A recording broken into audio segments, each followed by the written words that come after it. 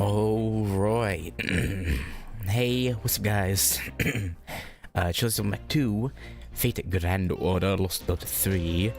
Last time we went and found where the monsters or demonic beasts, sorry, not monster, well, I mean monster, demonic beast, monster, same thing, from the other Lost Belts, where they were residing, and we found cannibalism. Believe it or not. Okay, now we're headed back to the first village we were, came across, and are probably about to be attacked by what's her name? whatever her name was. The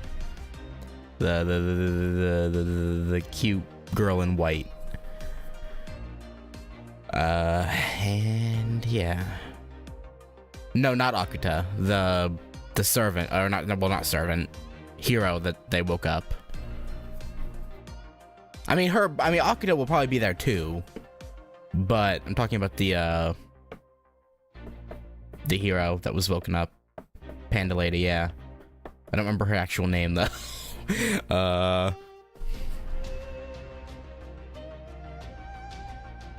Whatever her name was. But anyway, not gonna delay because I want to actually make progress today, so let's go ahead and jump in. The demonic general descends.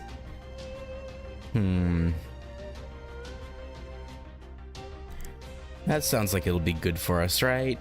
Surely nothing bad could happen when a demonic general comes down chinling you. Okay, there we go. I guess I should fix the craft essences, I guess. Arts Code of Effectiveness. MP gauge by 8% each turn. Now we'll just go with the, reliable. Alright, let's... put where is it? Where's my, there it is. Put you on. I'll just take that off and that'll do. We just need, we only really care about the ones in the front row. The rest of them, fuck them. The rest don't matter.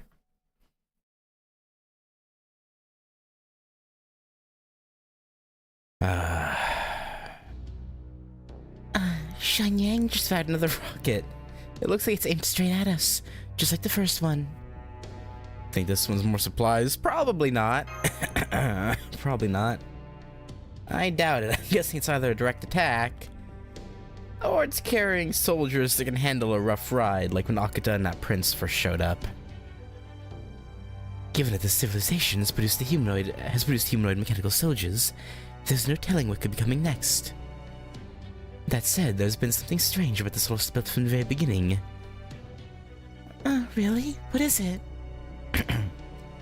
When Kadek and Ophelia came to fight us, with the servants, they tended to bide their time, waiting for us to be weakened by other enemies.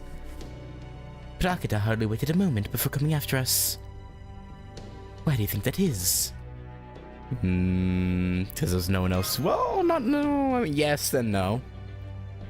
That would seem the foremost possibility. Especially since this world is so peaceful, its people are completely unfamiliar with the concept of war. It may well be that this Lost Belt's ruler has no military force capable of engaging servants. Makes sense to me. Standing armies are nothing more than walking money pits. Keeping one around without an enemy to fight just wouldn't make sense. And if there's no army here, this Lost Belt will be all the easier to deal with. Well, we should refrain from getting our hopes up. I believe we're about to see Shanyang's first attack sans Akuta. This battle will tell us a great deal about this world's military strength. Yeah, we better find out. They just have a bunch of, living heroes. Here comes the rocket, guys. Watch the impact. What's even the point of waiting for it to land? We know it's got enemies on it, right, Master? I mean, yeah, yes. Why don't we just smash that thing out of the sky? Alright, go ahead and use your noble phantasm. Yeah. I mean, it's highly likely these on-ice heroes are just as strong, if not stronger, than heroic spirits. Because the way it's described is humanity got weaker every other generation, right? So like if these, depending on when, you know, the heroes are from, they could still have the strength to go toe to toe with old Mordred here. This is the evil sword that destroyed my father, Clarent Blood Arthur. Yeah, it's not gonna do jack diddly squat, is it? Hell yeah, I nailed it. Did ya? It's not over yet. We're still picking up its magical energy signal. Something's coming out of the wreckage. Engaging temperature, evaluating magical energy release. Threat level minimal. Targets located. Is that a person or a horse? Both. Kind of. Whatever he is, he's definitely not human. But what's with these readings? His magical energy pattern is closer to an automaton than a servant, but his values are off the charts. This guy's gotta be as powerful as a dragon-class demonic beast. What? Are you quite sure of that, Da Vinci? You're certain he's an automaton and not a living creature? Trust me, I couldn't believe my eyes either. If he really is a machine, then these readings don't make any sense at all. Yeah, he started to scare me. What's so strange about that anyway? Unlike living organisms, a machine's output rises and falls based on its operational parameters. No one would be so foolish as to fully open the throttle on one merely to leave the warehouse. Open the throttle on one merely to leave the warehouse, right? Yeah. All of this is to say, the enemy is still just warming up.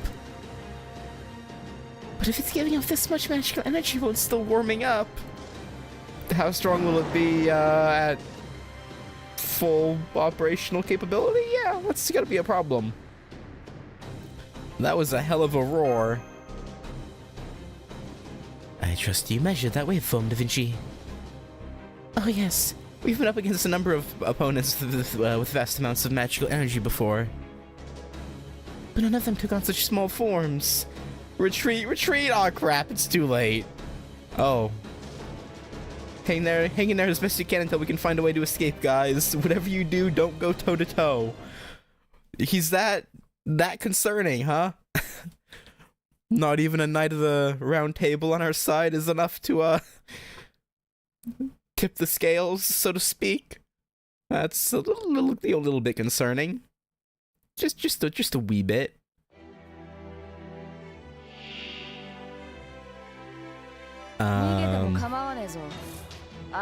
Just a tad of a concern.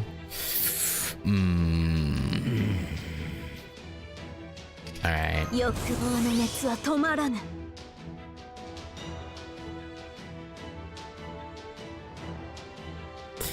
Full Buster, because I mean,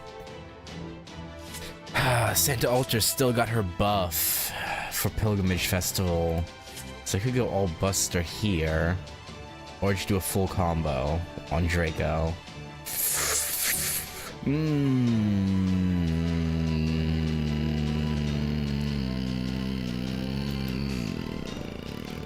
Full combo, I think. Not like it really matters, I won't have to kill it entirely anyway.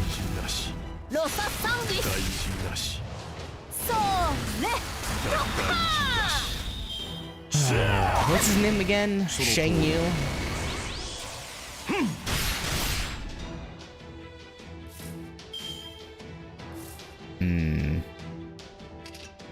That hurt. That smarts.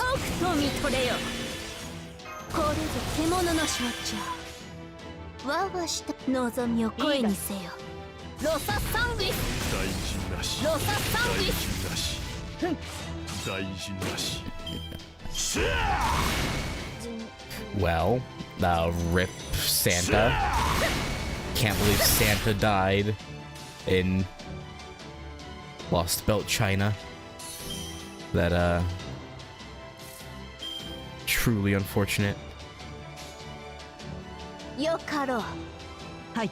さあ、ロササンディス。大事なし。せい。見るがよい。これは貴様らの繁栄の答え。欲望の空を切り裂く流星のきらめきである。I wonder what the it's probably turn-based, right? The win condition. Probably 5 turns. Ow. Yeah, I'm assuming it's probably 5 turns. Or maybe break his first break bar. That could be it. Either or, really. Either way, we should reach it no matter what it is. Ow. Well, rip Mordred, I guess.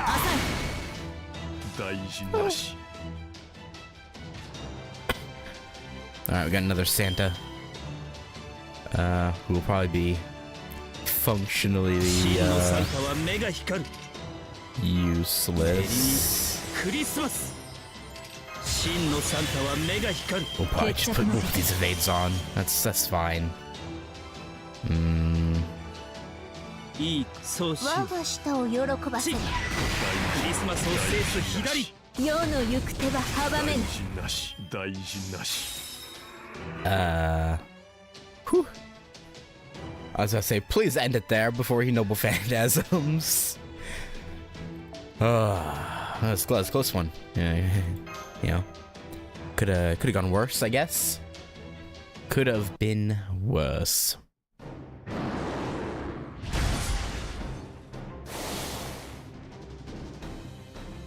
Damn, he's tough. Such devastating oppression. How can I not rush to meet it? And watch yourself, Spartacus. He'll cut even you to ribbons if you just run in like a jackass. I see. So this is the extent of their capabilities. Huh? They're like, he can talk? Ritsuko, we've got another servant headed this way. Are you sure it's a servant, though? It looks like it's Akita Hina. Oh, it is. Okay. I thought it'd be Lang Yu, but I guess not. This is bad.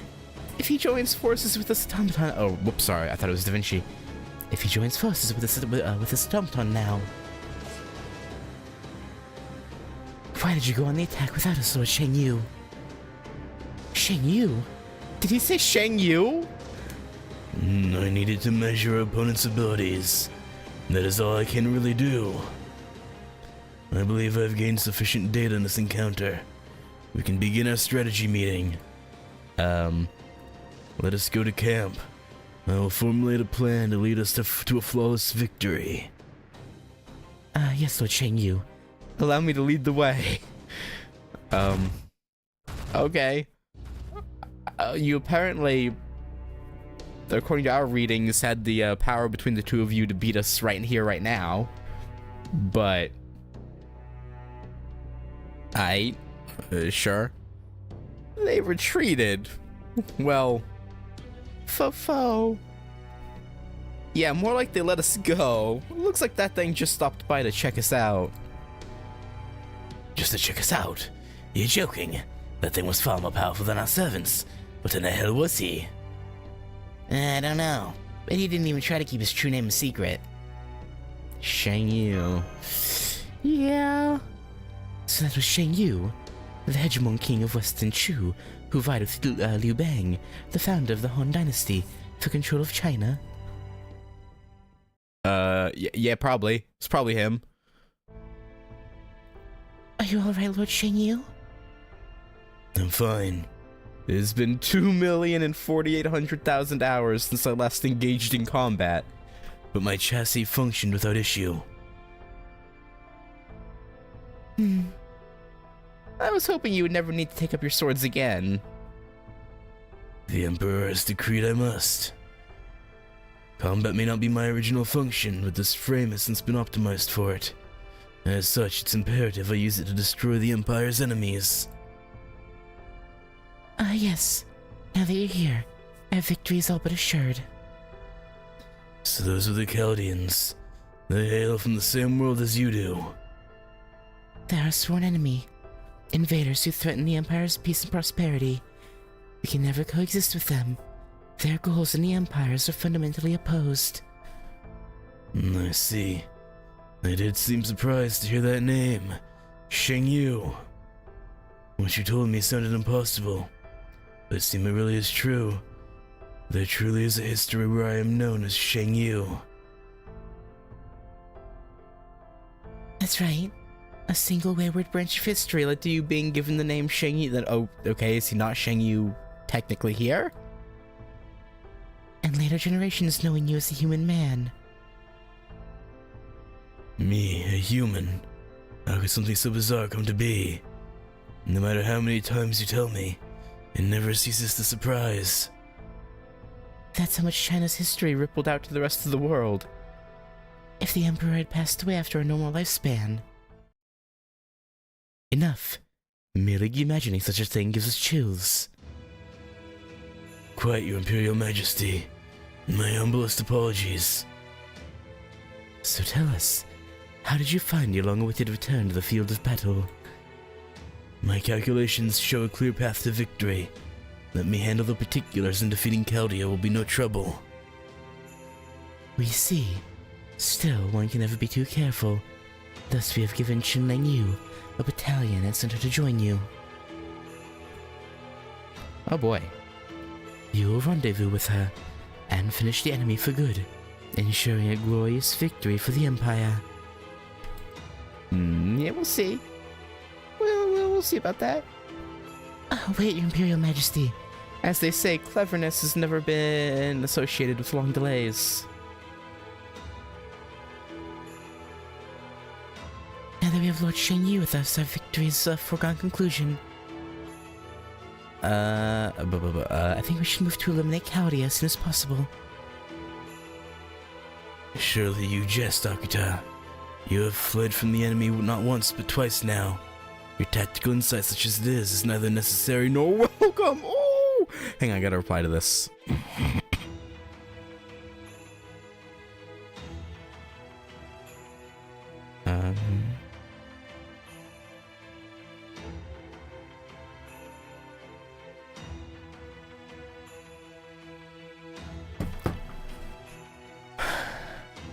Yes, you're. Ooh, that rattled her.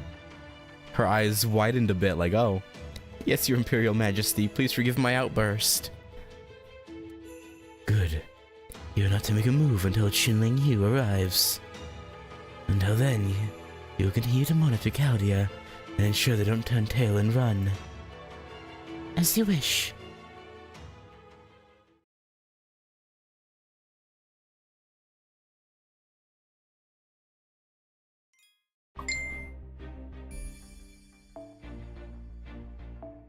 Oh boy.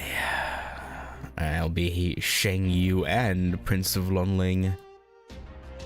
At least I assume based off it being Berserker and Saber. That would make sense, I would think. I should probably get an archer in here, huh? Let's take Santa Carna out. Get me an archer.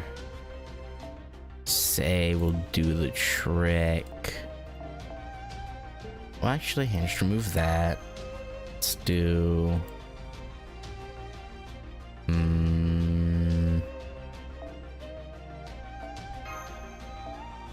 I'll probably want a better one than this. Hang on.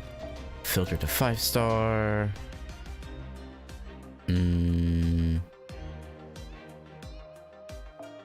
Honestly, maybe just throw this on...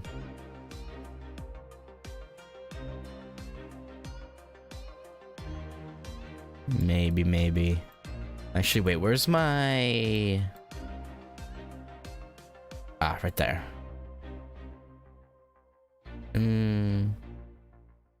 Actually, straight up Black Grail might be better. For say. Actually, wait, what's her overcharge? I always forget. Special attack.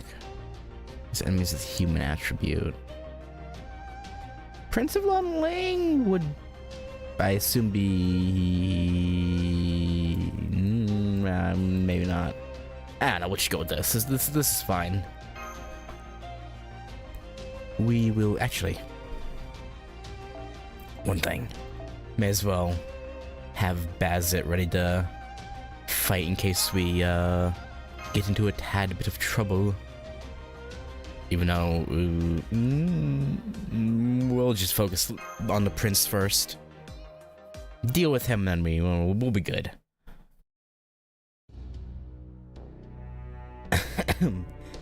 Okay, so you learned something in your analysis, Holmes?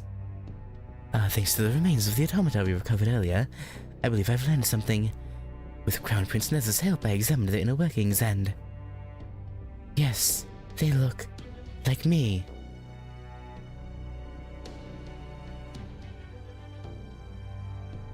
Their quality, however, is most unfortunate. Their mechanisms only imitate my own. There is much degradation. It pales in comparison to great Tai Zenren's famed work. The sage Tai Zenren is Lotus Spirit. So then you think these soldiers use sage arts as a base instead of science? Probably. Even so, I suppose it is impressive that they work as well as they do, with makeshift parts instead of jewels of the old sage world. The key problem we face is that centaur-like creature that the enemy called Sheng Yu. What did you make of the combat footage I showed you, Neza? Oh yes, this one is much more like I am than the clay dolls. I have not seen his interior, but I can say that much for certain. Many of his movements resemble my own style. Even though his form is so radically different from yours? I think those extra arms were bolted on later. His techniques still reflect a human-shaped body. If he had been made in that form to start, he would move much more naturally. I see. A true martial artist's perspective proves most illuminating here. To crib from Holmes, this is just a preliminary theory. But I think he was originally a humanoid patterned after my design, and that he became known as Sheng Yu after many further modifications. In addition, we know that the other mechanical soldier... that's getting tiring to do. Soldiers are much weaker thanks to their mechanisms, made less complex. Prince Neza's body was made of sage arts from the Shang dynasty, lost long before the age of Qin. However, in this world, Qin Shi Huang managed to recover and gain an understanding of these arts. Scientific progress could subsequently have evolved them into something wholly different from what they were in proper human history. I could also explain how the Emperor managed to become immortal here. Yeah, true. And why this lost belt has such unusual technology. This is no time to be admiring their handiwork. We should be asking ourselves what they're doing. For some reason, they haven't made a move. They've just been monitoring us from their camp about 2 kilometers away. My guess is they're waiting for something. Yeah. Another very powerful U person and a bunch of automata. The silence is rather unnerving. For the moment, I've asked Miss Ritsuka to take the servants and remain on standby. How dare they treat Tai Zenren's work with less respect than it's due. When next we meet, I will show them the power of my fire-tipped spear. Oh. Yeah, I mean, I wouldn't really blame Shang Yu, but...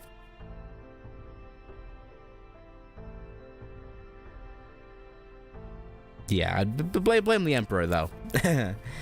That's fair game. What the hell is that monster? couldn't believe how strong he was. Yeah, and he wasn't just some muscle-headed dumbass either. See, strength's actually a double-edged sword. If you're faster and more skilled than a stronger opponent, then you can still kick his ass all up and down the yard. But that guy was... how do I put this? His eyes were as cool as ice, a far cry from the mania of the battlefield. They were the eyes of an oppressor if I've ever seen them. He must be defeated no matter the cost. Yeah, he was freakish cool-headed, like he was just calmly assessing our every move. I felt like he was predicting exactly what we would do, and what he needed to do to avoid every attack. Very creepy. It was well beyond martial arts. It was also strange that Prince of Lanling called him Sheng Yu. If Chen Shi Huang is really still alive, I suppose it's not that strange that Sheng Yu might be too, since they lived at the same time. Yeah, they might have both been alive back then, but that thing we fought today wasn't even human. For that matter, why would Sheng Yu be a general working under the Qin Emperor? I mean, I only learned about this myself once I became a servant. But Sheng Yu was a central figure in the rebellion that destroyed the Qin dynasty, after Chen Shi Huang died, right? I heard he competed with Liu Bang, the guy who went on to create the Han dynasty, for control of China. Okay, let's say he was always born to fight. Would someone like that just bend the knee and serve Qin all meek and obedient? I'm afraid I've got even more bad news. There's a new army headed this way, and not by rocket this time. If these readings are right, it looks like they're on a wheeled transport. More reinforcements from Shenyang, huh? Yep, and the fact that they're traveling by land means they aren't just mechanical soldiers. This is a real flesh and blood army. Well, at least one person is.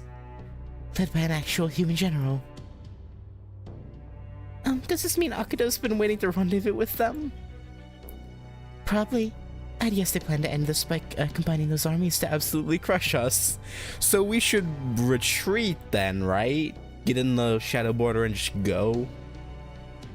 If they overwhelm us with sheer numbers, we'll have no way of fighting back. This is certainly a rather dire predicament.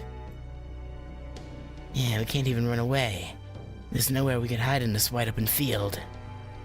Then we should make the first move ourselves. Get bold. Are you mad, you fool? You're not here to formulate a strategy, especially not without asking me. Besides, you saw for yourself how frighteningly strong that Sheng Yu monster is. Attacking first would be far too reckless. We can always retreat from this lost belt if necessary. Ew, wait, I'll never be killed if we do that. We have to find a way to hold our ground. But then again, that Sheng Yu robot scares the hell out of me. What is he anyway? Some kind of living storm? I see our self-proclaimed commander is pretty rattled too. Yeah, what a puh. Yes, it might be reckless to go on the offensive now, but if we just wait around for the reinforcements to get here, we won't have a prayer. Yeah, it's kind of a catch-22, you know? Between a rock and a hard place. We should challenge that storm again. If nothing else, it's a chance to chip away at the enemy's forces. Hey, Meridak, fix my yeah, internet issues suck. Luckily, I haven't had too many since I changed providers, but... yeah, I feel that. The last provider had a... oh, yeah. So I feel ya. They can be quite frustrating. Hey, Gogeta. If nothing else, it's a chance to chip away at the enemy's forces. You're always so calm and collected, Jinkei. If you think making the first move's the way to go, too, then you might just have a chance. Alright, let's go on the attack. But be warned, I'm gonna be keeping an even closer eye on Mitsuka's vitals than usual. Remember, we didn't come to China just so you could burn yourself out. Yeah, true. You need to be real careful. Hey, as long as we take care of business before Ritsuka gets worn out, that's all good, right? Yeah, I guess. Either way, if we just stand here and wait for the reinforcements, we'll run out of options entirely. I say we strike now while the rebellion is hot. Oh, alright, let's do our best, Master. Fofo? Alright, well, surely this will only go well. What? They've gone on the attack? Ah, that's right. The Master of Caladia and her servants are charging in like We know about your army that's incoming! What else do you want us to do? Master of Caladia and her servants are charging like fools. Humph. This is perfect. Not even the Emperor would stop us from engaging invaders. Are you sure about this? We could still remain on the defensive until reinforcements arrive. No. The sooner we finish them off, the better. You're more than strong enough for that, Lord Shengyu. Yeah, we'll see. Very well then, I will do my best. I will join you, Hegemon King of Western Shu. It would be an honor to fight beside such a legendary hero. This time we're going to obliterate Chaldia and their master. Don't leave so much as a trace of them behind. Oh, Akuta, you fool. You foolish fool. Methinks you underestimate us just a wee bit. Just a teeny tiny bit.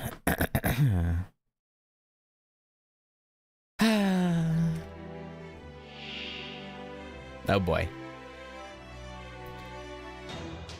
Alright, Princey, you, yeah,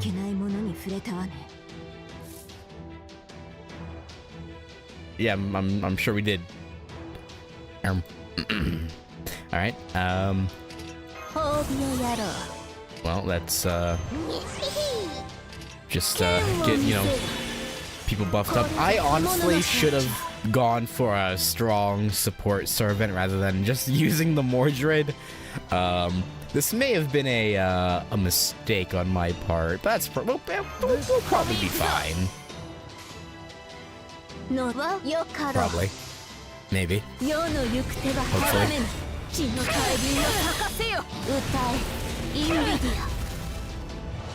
Oh, Princey is, damn. I knew it was unlikely, but I'd hoped for maybe breaking his break bar turn 1. Not doing so is rather unfortunate.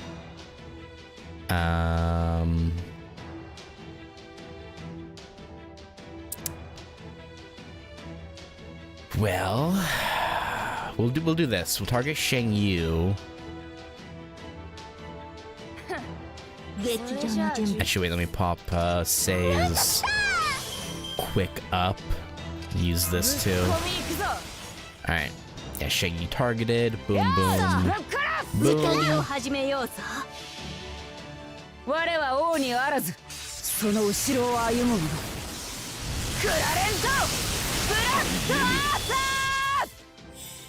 And we should be okay, probably. This can only go well.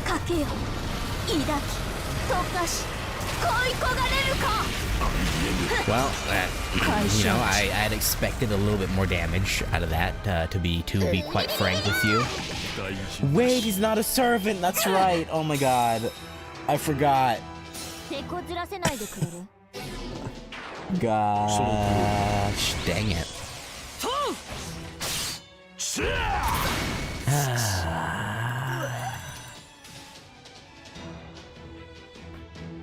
That's gonna be a recurring thing with this lost belt. I can feel it. Alright. Oh wait, no, not target you.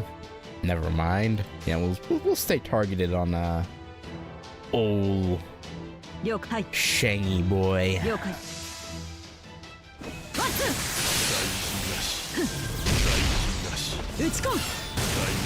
Because I imagine it's gonna be more than just Shengyu and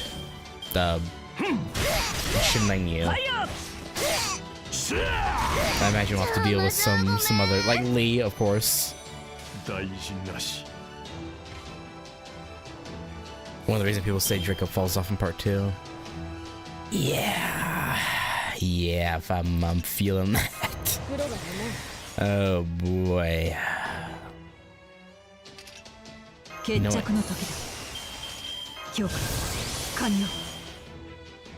Let's do this. ゴッズホルダーの証明を。 Yeah, these two probably. They're probably stronger than... Or should I do a full... Maybe just do a full... どうします？ Yeah. はい。 The universal class advantage is still pretty good though. Yeah, that's why I probably won't swap her out. I'll just have to remember to put her, like, her Noble Phantasm first 取った。 in a chain in these situations rather than last. 我が顔をそれほど望むか。 Oh yes, I'm so afraid of your support Noble 呪われし顔を Phantasm. 儚く散るまで歌い続けるために。フラガッラック。 Very afraid. Yeah, that's the one downside of Fregarak is it can't break bars, which is kind of unfortunate. I'm gonna stun you.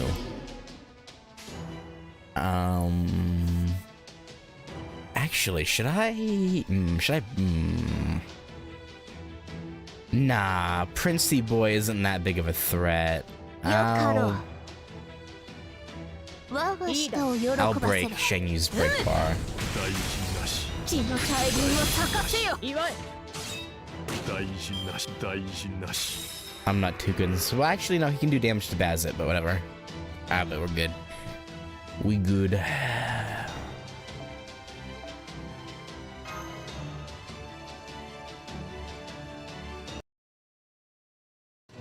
Yeah, how you like that?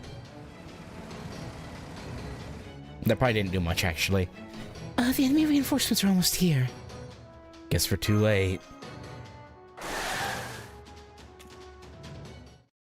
That's enough. Both sides lay down your arms. Are you not here to fight? Why? What? Huh? Nani the heck? What? But we've almost got them. Stand down, Akuta Hinako. The Emperor commands it. Okay. Not what I was expecting, but... You know, if anything that helps us. What's the meaning of this, Your Imperial Majesty? I thought you were sending in Chen Yu and her army as reinforcements. Apparently not. Indeed I was.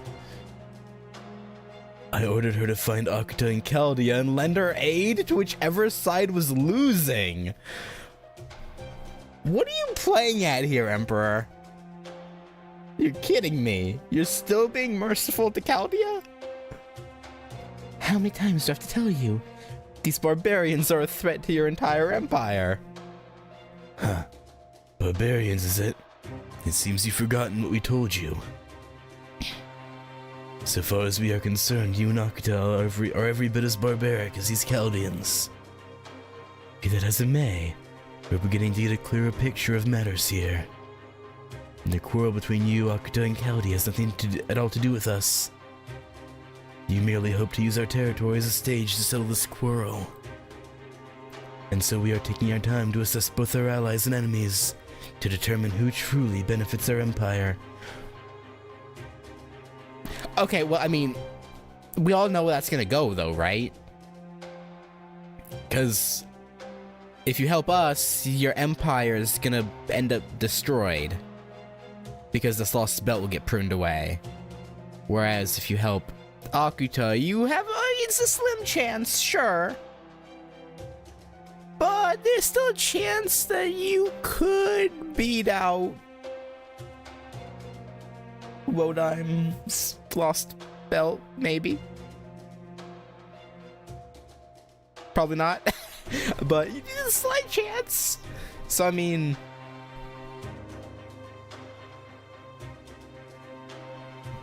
And who is merely a useless interloper.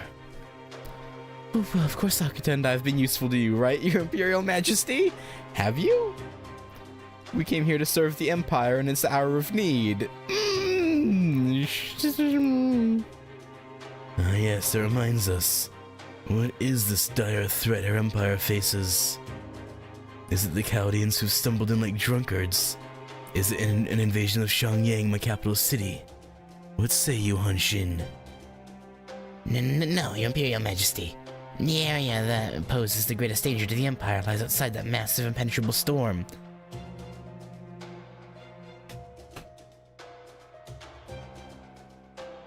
Assuming the Koyonskia didn't... No, because all the other Lost Belt Kings were aware of the other Lost Belts, right? I don't see why it'd be any different here. But you never know, Akuta could have deigned to not tell them.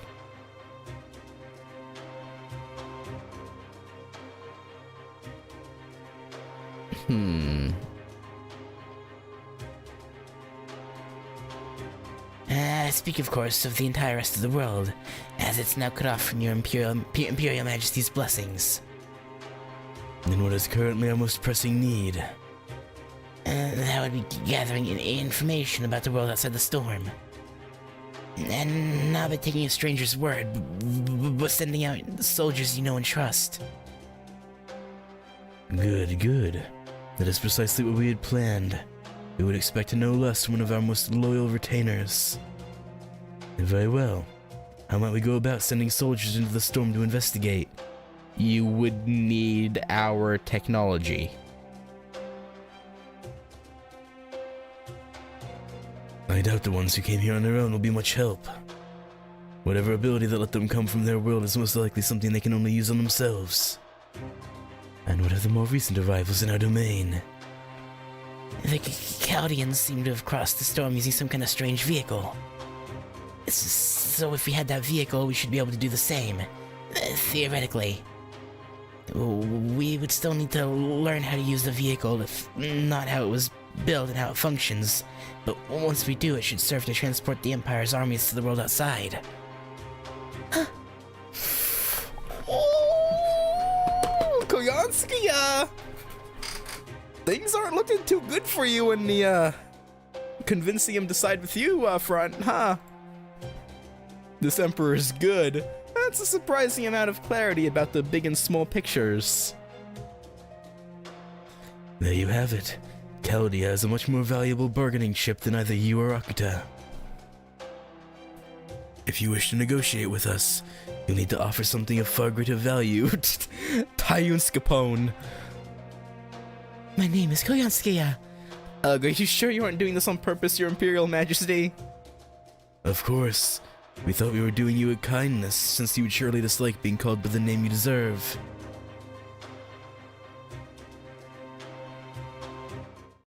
Or would you prefer we forego all consideration and call you Daji, Foxwoman?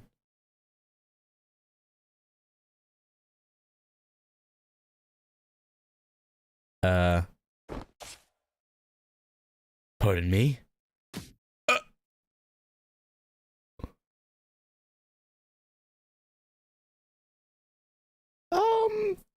Yeah. It would seem she's been, outfoxed. How? He was completely Do you not know who this man is? He need no second strike. Be it with fist or spear. You grossly underestimated our intelligence, as well as our Imperial Guards of proficiency in Kung Fu. We are almost offended. It is kind of funny, though, how Li Shuen, even though this timeline diverged, you know, what, 2,000 some years prior, he still ended up learning martial arts. This version of him. Quite fascinating. We're almost offended. She must have thought this was still the same China she enjoyed toying with as she pleased. Now then, let us begin our negotiations anew.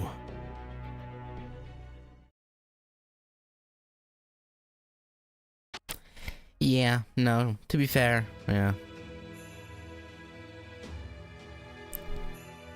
Honestly, I'd kind of forgotten about that. Like, she said, a lot of the time seems so far removed from Tamamo, I kind of just forgot that her being here might be a problem to the the people who have been around a while. The general populace might not know, but the Emperor, yeah, he'd probably know. Hello there, loyal soldiers and people of Chaldea. We trust you can hear our voice. Who said that?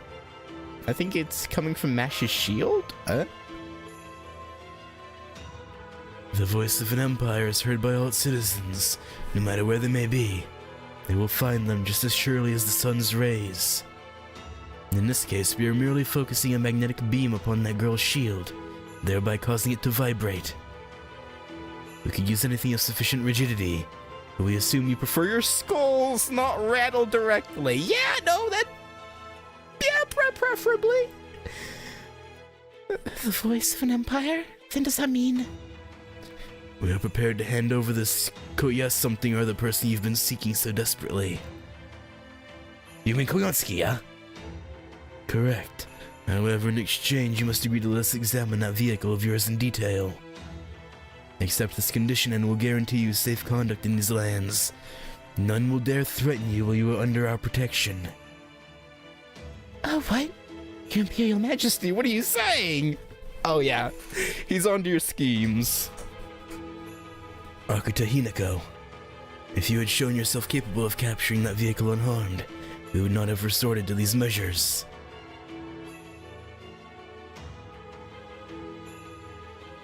Technically, Li Xuan's never named in this Lost Bell, so maybe just someone similar in face skills and inclinations, but not just Li Xuan. Fair. Yeah.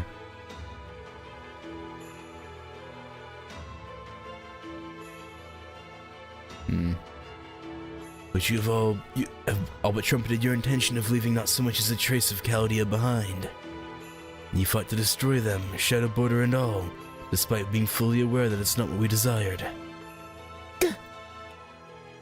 Still, the Foxwoman aside, you have your uses, so we will treat you accordingly. We will not punish you merely for acting against our wishes. However, know that if you insist on continuing to war with Chaldea, you will face the White Cavalry's spears. be warned. If my Emperor commands it, I will show you no mercy. What would you have me do, Master? You're kind of outmatched here currently, Princely Boy, so I would, yeah, stand down. We have little choice but to accept this. For now. Very well then, Chaldea. Now that we have all had time to calm down, what is your answer? Oh, and do note that our audio is not as crisp as our video.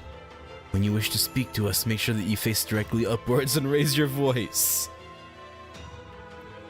For our part, just having another option for exiting this current predicament is more than we could have hoped for. Even if that option may cause other problems down the road. At this point, I believe capturing Koyonsaki and securing an antidote is far and away our highest priority. Though, of course, Miss Ritsuka will need to make the final call. Huh? Not me? Let's just keep your position to ourselves for now. Besides, that voice is speaking to Ritsuka. And I'm pretty sure it wouldn't be happy about being interrupted. Yeah, I probably shouldn't upset the omnipotent God Emperor. You know, probably best we don't do that. We accept your condition. Good, good. The most reasonable answer. Now then, let us be certain of one thing before we begin to make arrangements. Do you know who we are?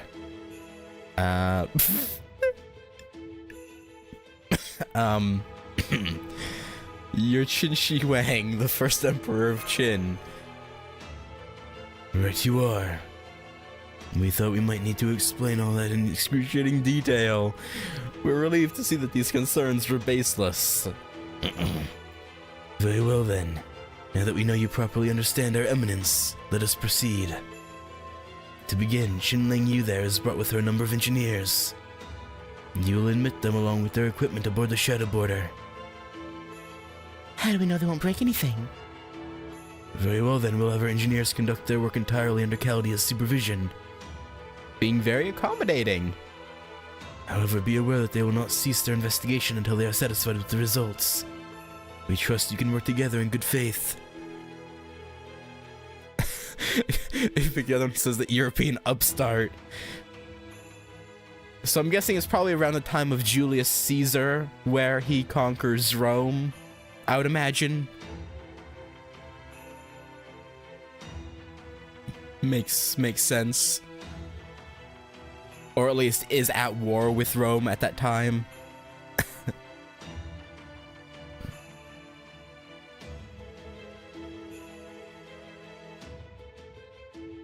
Any other questions? Where are you speaking to us from? His palace, I assume. Ian, I thought I heard you say something terrifying about magnetic beams?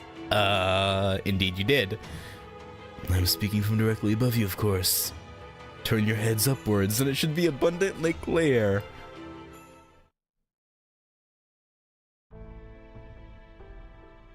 Directly above us? You mean... Yes, the Great Wall. The Great Wall? But I thought that was built on the ground, no? The ground? You mean that thing we once used to keep the Huns away? Haha. Just how out of date is your knowledge? Well, to be fair, our China is not quite the same. It's a little bit different than your China. There's not been a Great Wall on the ground since our empire absorbed all other nations. Does that mean this empire no longer has any foreign enemies? Correct. This entire planet is now our domain. As such, any outside barbarians that might pose a threat would have to come from beyond the sky. Naturally, we could not merely sit around waiting for such hostile visitors to arrive, or it would be too late to defend against them. So we decided to fortify our defenses ahead of time. This great feat of architecture was built over the course of 300 years. Perhaps you know the original Great Wall's name meant the 10,000 li long castle? Well, this is far longer. Yeah, if it stretches around the entire planet, I imagine it would be.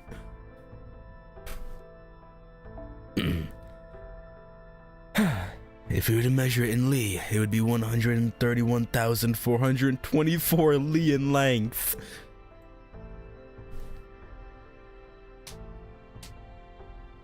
Man, where do I even begin picking that apart? Don't worry about it, Da Vinci. You say you began space development in the 18th century? That's as preposterous as Gandhi dropping an atomic bomb. We admit we did believe that the only possible threat to our empire might come from the stars. But we must say, even we did not expect to face one of this particular nature. Indeed, it was a great shock to see those impenetrable storm clouds, if that is even what they are, suddenly appear around this area of China. We no longer receive reports from the parts of the Great Wall that extend beyond China. The only parts that seem to function are those above China. The light of our glory once encompassed the entire globe, but now, those accursed storm clouds have severed us from our own world, plunging it back into darkness. This is a tragedy. Without our guidance, our people will regress back to a state of chaos and violence. Thus, we must once again bring peace and harmony to the rest of the world. That's why you want the Shadow Porter? Yes. That said, that single vehicle alone is insufficient to our purposes. We will need to produce vast quantities of them, and of greater sizes capable of carrying much larger cargo, and so we shall require blueprints. So that's why you want us to let your engineers analyze it. Given that you're able to pass through a storm that permits no physical interference whatsoever, we assume you are able to pass through void space. That's a good guess. I'm impressed. I can't believe you figured that out at a glance. We understand the theory, of course, but cannot imagine how it was actually achieved, and so we wish to learn how this conveyance was constructed. Ideally, we'd like to confiscate it and disassemble it to be thorough. This would be a great inconvenience to you, would it not? So we are willing to compromise and simply work with data alone. Consider this a display of our benevolence. Honestly, I'm starting to like this guy. But the world outside the storm is... Ah, yes. Akita and that foxwoman told us some nonsense about lost belts and pruning theoretical phenomena. If you insist upon feeding us the same lies... But it's not a... well, he was reasonable. If you insist upon feeding us the same lies, we may lose our temper. Now would be a great time to stop talking, Ritsuka. There's no point in guessing why you visitors speak of the outside world in such vague generalities. We will make our own judgments once we have seen past the storm wall for ourselves. May I ask you something, Your Imperial Majesty? Did a strange tree happen to appear in this land around the same time as the storm? Specifically a tree of light so large it reaches up to the sky? What an odd question. Do such things often appear out of nowhere in your world? I'll take that as a no. We see you're still hiding something from us, Akuta. Well, no matter, we are well aware she has some cards yet to play. No doubt they have something to do with her differences with you. Our interest, though, lies solely in maintaining peace in our empire and reclaiming its territories. We have no intention of becoming involved in disputes between visitors, unless those disputes become something that affect us. Now then, let us be candid. You inquired about a tree of light. And the answer is no. Our sight extends to all of China, and we have observed nothing of the sort. All of China, huh? It seems like you don't stand on formality too much. I'm just gonna ask. Are you sure you don't mind speaking with us directly like this, Your Imperial Majesty? What do you mean? Well, most people in positions like yours like to, dress up the negotiations a bit, right? They like to trot out intermediaries and representatives and the like. Usually they make a point never to meet face to face. I mean, drawing a firm line between themselves and the lesser people by refusing to speak to them directly is a big part of how nobles like to demonstrate their differences in status. Right? What a strange thing to say at this point. We see. In your world, monarchs are so insecure that they refuse to even permit themselves to be seen for fear of seeming less than perfect. Tell us, does the sun seek to hide from the public eye? Does the moon hide itself from the people's gaze? We are the Emperor, the child of heaven, the celestial existence who reigns over all our citizens. That is why we permit them audience. Just as the sun's light bathes every corner of earth, so too does our glory shine upon every person on this world who looks up to us. Still, we suppose that if the sun looked the same as anyone else, it may feel a need to put on a bit of a show to emphasize its power and status. Then you don't mind letting us see your face? Now what are you going on about? You've been gazing upon my visage for some time now.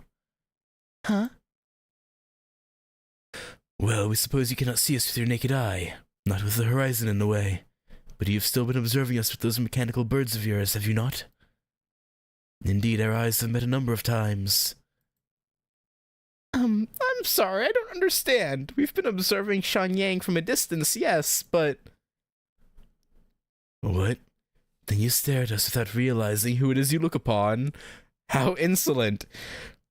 Is that giant almost, I don't even know how to describe what we looked at, but is that entire thing you?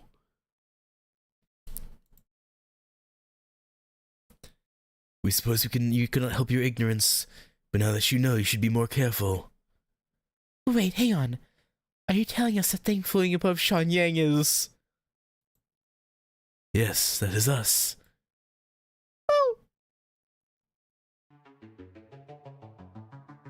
Oh, so those gem things are probably his eyes? Maybe? This holy vessel is the result of us abandoning our earthly body, as it could only deteriorate, and imbuing all our authority within this machine in its stead. In the 2200 years that have passed since, this body has grown and expanded along with our nation, and now we shall never touch the ground again. Still, our grandeur is readily apparent in this form, making it easy for our people to understand. We are the first and last emperor, the immortal ruler who shall reign over this world for all of eternity. We are Qin Shi Huang.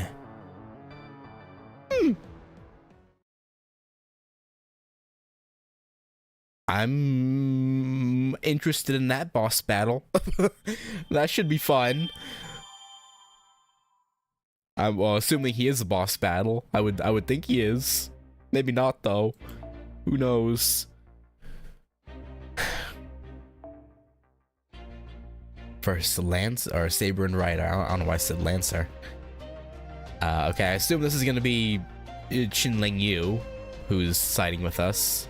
Well, no, that would have to. The Rider would have to be her, right? So,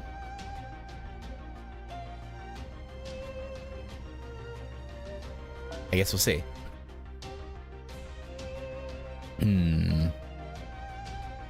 She's a Lancer. Oh, okay, so then the Rider isn't.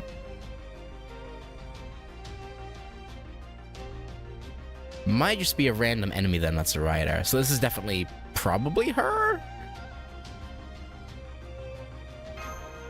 Probably? Because I assume the Saber is probably going to be Lan Ling. More than likely. Or it could just all be random enemies. Man, of all the ways for the Emperor to obtain immortality, that one just didn't even occur to me. Honestly, can't blame ya. Fo. So after finding Neza's remains in the Shang Dynasty ruins, the Emperor must have worked out some sort of cybernetics breakthrough way back in the BC era. No wonder the technology in this lost belt's so topsy-turvy. So the Emperor must have abandoned the Zenren's aspirations and found a way to attain immortality another way. Zenren? The Zenren were Taoist mountain sages, or hermits if you like, who sought eternal truth. They also perfected their bodies, thereby achieving eternal youth and life. In proper human history, the first Emperor of Qin attempted to become one such as Zenren through an immortality elixir made with Chinese alchemy. But as it happened, repeated long-term use of this elixir only resulted in fatal mercury poisoning. Alchemy has always been a great deal more trial and error than success, no matter where it was practiced. Yeah. But in this lost belt, the same Emperor must have given up on alchemy in favor of technology based on Neza. Well, Prince Neza's body was still created by a Zenren, so it's not as though that represented too big of a divergence from the path. But the decision to surrender human form and grant only the mind immortality cannot have been made lightly. From there, if the Emperor was able to stamp out all dissent in the rest of China, and continue ruling the resulting empire at the height of its power, conquering the rest of the world seems only a matter of course. Yeah, I guess. Yes, well, as a mage, I can't say I approve of that, but I am glad this Emperor turned out to be such a reasonable fellow. Yes, seemingly. Indeed. This was a most unexpected development. I mean, I would say, Scotty was also fairly reasonable. I feel. Like, she wasn't wholly unreasonable. Like, she even acknowledged that if her lost belt was to live, it would mean destroy, proper human history forever being gone. But her priority was her people. So, I can't really blame, Ivan, well.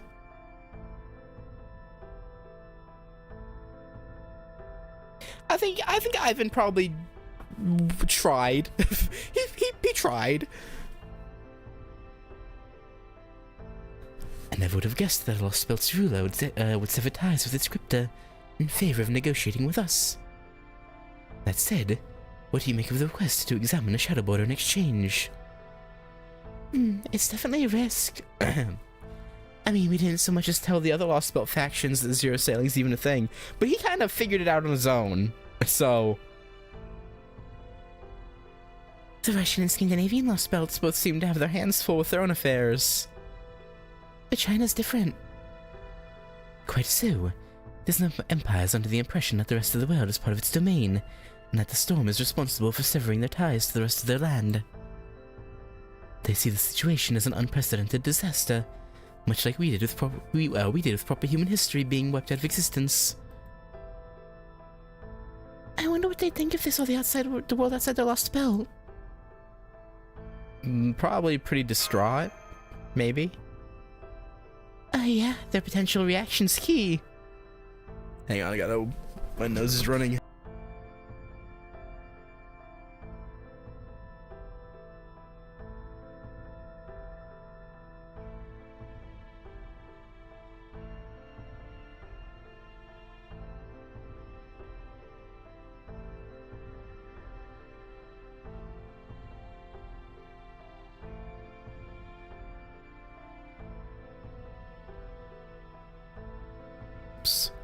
Sorry, didn't unmute when I pressed it. The potential reaction is key. There are several lost belts, but only one Earth. It's a recipe for the biggest, crappiest game of musical chairs ever. Since there's no way for all these different civilizations to coexist, instead of existing in parallel worlds, they all have to fight to exist on the same Earth. So the lost belts that aren't preoccupied with just scraping by are eventually going to have to fight others if they want to expand their territory further. Didn't Krishtaria say everyone's trees would be fighting? So the Cryptors. I mean, Team A are competing with each other at the same time they're fighting proper human history, yeah. Why would Krishtaria choose this? We have insufficient evidence to come to any conclusions about his motives, so let us leave that aside for now. The salient point at the moment is that all the lost belts will eventually be competing with each other for survival. Right. And while proper human history may be at a disadvantage with all its territory gone, there's still one thing we have that the lost belts don't. Of course, the Shadow Border. And because of that, we're still the only ones with the ability to zero sail between lost belts as we please, but... If one of the lost belts had the border, they'd have a serious leg up over the others, huh? Damn, I can't believe this Qin Shi Huang was thinking that far ahead. Indeed. Though all of this assumes that China does indeed have all the other nations under its rule. Then once Qin Shi Huang ventures outside this lost belt, the first move they make will go on the attack against other lost belts, rather than Chaldea. This could be our big chance to swoop in while the other sides are weak from fighting each other, and take the prize for ourselves. I'm afraid not, Mr. Godolph. The outcome we need to be concerned about is Qin Shi Huang gaining an overwhelming advantage, thanks to the Shadow Border's technology, and going on to claim the entire planet as their own. Right, if that happens, we'll be responsible for creating the biggest threat to restoring proper human history ourselves. And there's no way to tell how it will play out until we open the lid on this figurative Pandora's box. So no matter what we do, we're taking a big risk. There's also the possibility that we may become collateral damage when lost belts begin to battle one another in earnest. Still, while we cannot rule that outcome out definitively, it's far enough away that we can worry about it later. In the meantime, our most pressing concern by far is finding an antidote for Director Godolph and Miss Ritsuka. Yes, exactly, Holmes. I always knew you had a kind heart deep down underneath your gruff detective exterior. Well, I guess we can't deny that Tubby here is in trouble. If they really do hand Koyanskia over as promised, does that mean we'll have one less thing to worry about? Well, in one sense, yes. But having Koyanskia as a prisoner will create other very serious problems. If anything, it only further raises the question of how we will go about settling matters in this lost belt. And then there's the fact that we still can't find its tree of emptiness. Yeah, given that it's the ruler of this lost belt doesn't know where it is, or that it even exists. Indeed, I was surprised to learn that not even Qin Shi Huang knew about it. Does that mean Hinako doesn't know either? What am I saying? Of course she does. I mean, it's her job as a crypto to protect this world's tree of emptiness with her life. Quite so. Her behavior has been most peculiar from the beginning. Both Caddock and Ophelia had formed alliances with their Lost Belt's rulers, and shared a goal to expand their territory in the future. But here in China, the only one who seems interested in territory expansion is Qin Shi Huang. It even seemed as though Okuto was trying to hold Qin Shi Huang back. Yeah, the only thing that seemed to interest her was wiping us out. That's true. I got the sense that she wanted to dispose of us before Qin Shi Huang started paying attention to the outside world. I gotta tell if she's being reactive or proactive. So hey, this might be too little too late by now. But are we sure it's okay to talk about this stuff in here? I mean, Qin Shi Huang keeps an eye on all of China, right? How do we know the Emperor is not listening in right now? True. The thought of the Emperor peeping on us from low orbit's more than a little creepy.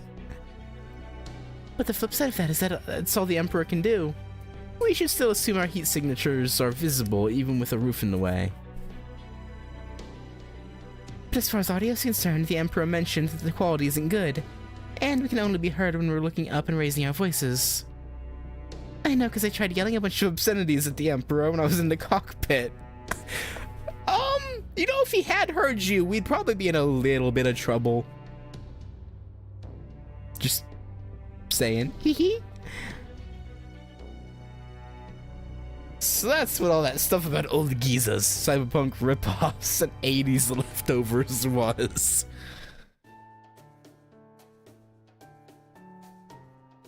Anyway, having the Emperor constantly watching us at all times will get annoying, so I made this.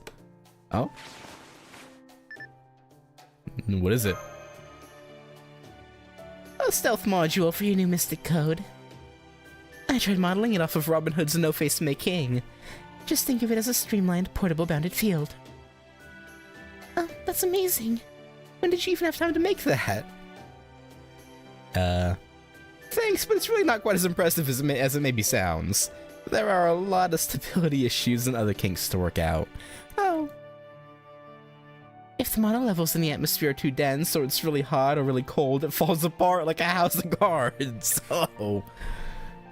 I mean, hey, let's just hope the, mana density isn't high.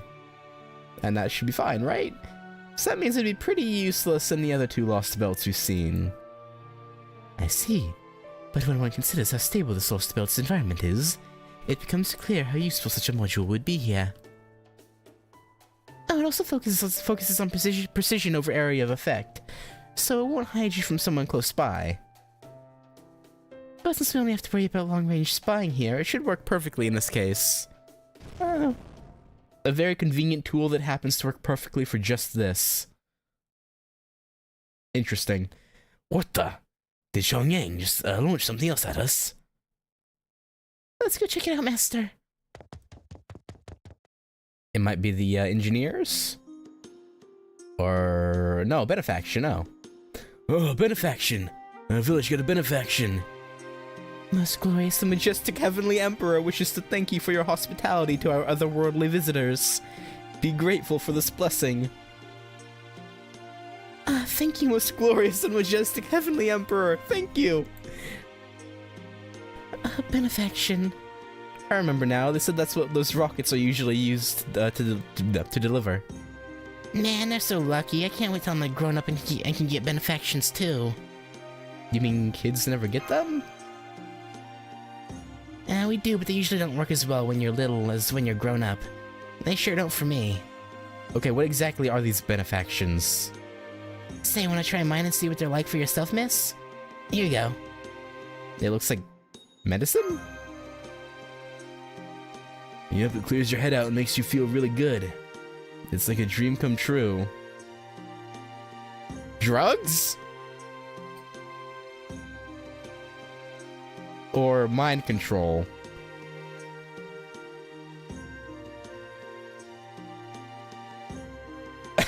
Yeah, of course, right, yeah, buddy, we know about you. God damn it. Holmes, why? Is it so? Give it here.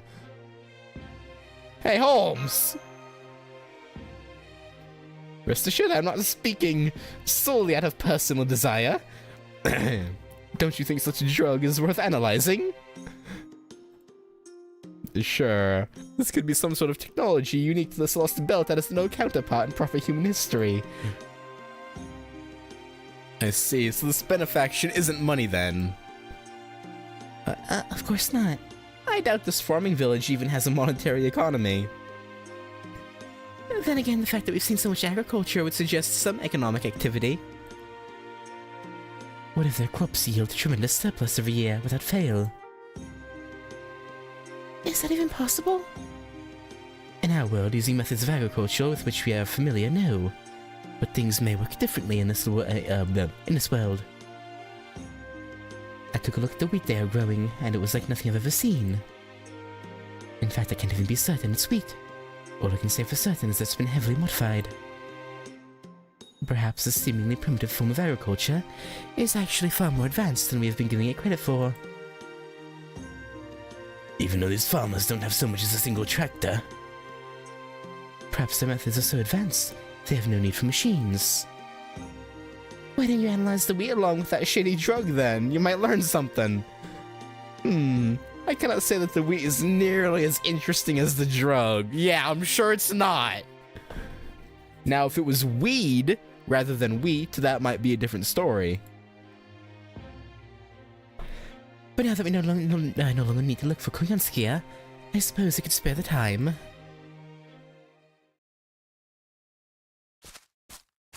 This fucking guy. Hey, isn't that Shishi Huang's? Hi there. The engineers just went on a break. That vehicle is like your home away from home, right? I'm so sorry you can't use it during our investigation. Are you finding everything to your liking in our camp in the meantime? Oh yes, it's very pleasant here. The air is so clean and fresh too. It's so nice to have a place outside our vehicle where we can relax. We didn't really have that in the other places we've been to. Fofo? I'm glad to hear it. Alright, I haven't introduced myself yet. Qinling Yu, a general of the Empire. Qinling Yu? You're from the Ming period, right? There wouldn't be a Ming. Yeah. Ming? Oh, right, the history from your own world is entirely different from ours, isn't it? I think they said Qin's reign ended quickly there, and that numerous other dynasties sprung up in its place. Here in this world, the only emperor I know is Qin Shi Huang, who has reigned for the last 2,200 years. I assume the other servant, the servant you can summon of her is the proper her, right? Not this one, I would assume. Who has reigned for the last 2,200 years. Yeah, okay. Makes sense. I just had to check. That aside, the fact that you're still alive in this day and age is a great surprise to us. Did Qin Shi Huang make you immortal too, by any chance? Of course not. I was just permitted to sleep in Mount Li after my accomplishments in the Bozo Rebellion. Here in the Empire, any warrior who makes a name for themselves is put to rest in times of peace, and is only awakened again when they are needed. So you employ cryogenic freezing. Then I presume there is no need to keep a standing army here. Was Sheng Yu no, he seemed... Sheng Yu? I see. So you call that thing Sheng Yu too? The thing? I know that thing is just a valuable relic. It's one of most glorious and majestic Heavenly Emperor's most impressive accomplishments, which is saying a lot. It's both one of the cornerstones of this eternal empire and a monument to it. But as you can see, it's not a living soldier. You could say it's the ancestor to the mechanical army. So Qin Shi Huang's army is composed of those dolls. And you command us from the past unfrozen in order to lead them. Of course. I'm also told that the royal guards in Shanyang are always assembled from the soldiers of the current era. Have I've even heard that some elites have received instruction in sage arts from most glorious and majestic heavenly emperor in person. But Qin Wang has no need to keep a full army on hand at all times. The mechanical soldiers are more than sufficient, and the generals Tongue, please, work. needed to lead them can always be summoned from their quarters in Mount Li. It's been a long time since I was frozen myself, and I'm also told there hasn't been any sort of disturbance for the last 100 years. So you're saying war has been eradicated from this world? Even when I was a young girl, war was only ever something I read about in history books. I mean, wars can only be fought between countries, right? There haven't been any countries besides our empire for over 800 years. The only reason I took up the spear was to help put down revolts. Then Qin Wang had achieved a dominion over the world by the 13th century. We started implementing gunpowder well before any other country, so no nation was able to oppose us. The discovery of the Fusang tree was a big help too, as it helped us make huge leaps in our medical science. It's all thanks to most glorious and majestic heavenly emperor abandoning mortal flesh in favor of a holy undying vessel. What's the Fusang tree? I'm told it's the embodiment of the sage's secrets, a treasure trove of hidden mystic wisdom, others known as the Tree of Life. Most glorious and majestic heavenly emperor discovered it while searching the sage world for the secrets to immortality. Does that mean Qin Wang really did manage to become a sage? No, most glorious and majestic heavenly emperor had already achieved immortality through the holy vessel before discovering the Fusang tree. They say the emperor chose to remain in metal form rather than ascend to the heavens, because it was a better way to lead the nation. I mean, I guess. Still, it took over 300 years to complete the search, and it wouldn't have been possible without abandoning the shackles of mortality. In the end, the emperor decided to use the sage's knowledge as medicine to improve the people's lives. With all manner of disease, hunger, and pestilence eradicated, and our soldiers' strength enhanced through elixirs, no other country's forces stood a chance against us. Yeah, I imagine they wouldn't. Sage art based biochemistry, That reminds me, isn't this a rather unnecessarily large plot of farmland, for this number of residents? You think? I suppose everyone does have their hands full during the harvest. But the wheat grows on its own the rest of the time, so it doesn't seem like too much work to me. Oh, it's just like this? It just grows like this? You only have to pick it? Oh. Is that so? I do beg your pardon. I merely thought that all this wheat might result in quite a surplus, given how many people live here. Perhaps you take more than half of the harvest as a form of taxation? No? Of course. Everything the village can't eat. Okay, so you make sure they have everything they need for... Okay, you know. I mean, as long as you're not depriving them of food. Like, as long as they're getting their fill, I guess it's fine. Everything the village can't eat is taken to Shanyang. I see. Then I suppose Shanyang must be an immensely populous city. No, not especially. Now I see. I take it wheat is still only grown for food in your world? What do you use it for?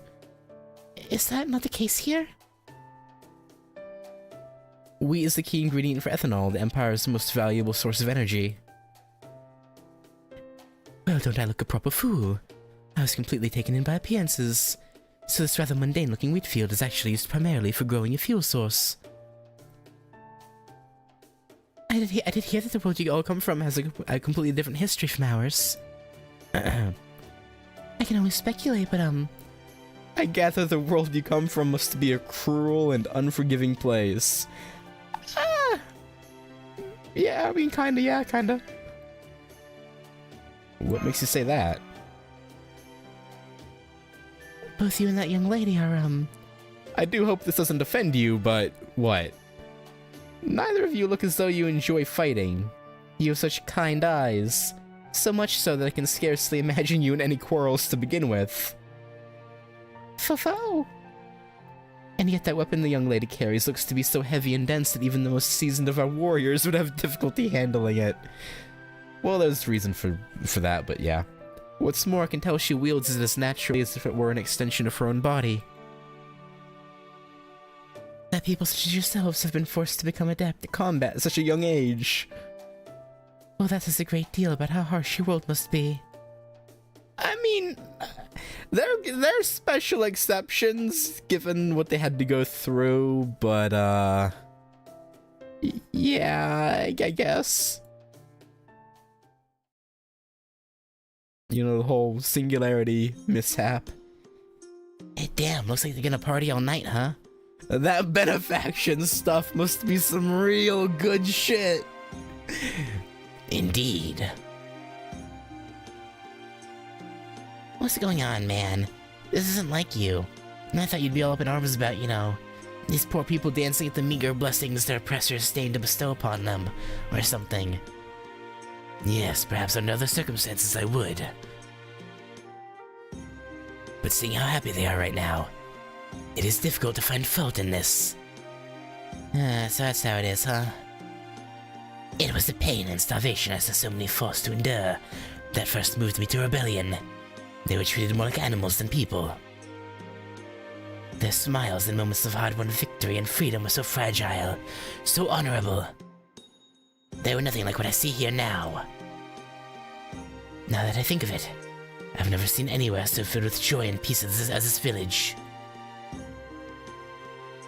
Of course not. These sheep don't even know what war is, remember?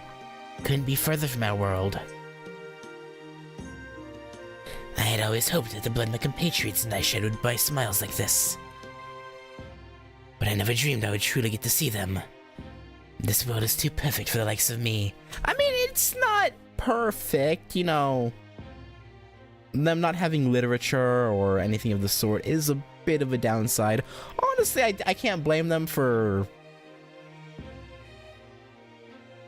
Honestly, like, I wonder if Qin Shi Huang and his engineers ever even figured out, like, TV. You would think so, right? Honestly, it's probably for the best that wasn't implemented. But no literature is kinda a shame. Yeah, ain't that the truth? Tell me, O Knight, are you sure we should even be here? You effing kidding me? Why would you even ask? You get along great with these people. I know, but even so, something continues to feel off. I cannot help but wonder, do we heroic spirits truly have a place on the battlefields of these lost belts?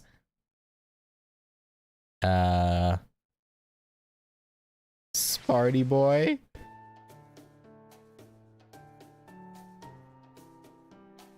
Surely you jest, right? Senpai, are you up? Having trouble sleeping, Mash? Yes, I'm afraid my nerves are still frayed from the battle we fought earlier today. I'm glad we survived thanks to Qin Shi Huang interceding, but it was still too close for comfort. Why don't we get some fresh air? Yeah, you breathe deep. Okay, thank you for joining me, Senpai.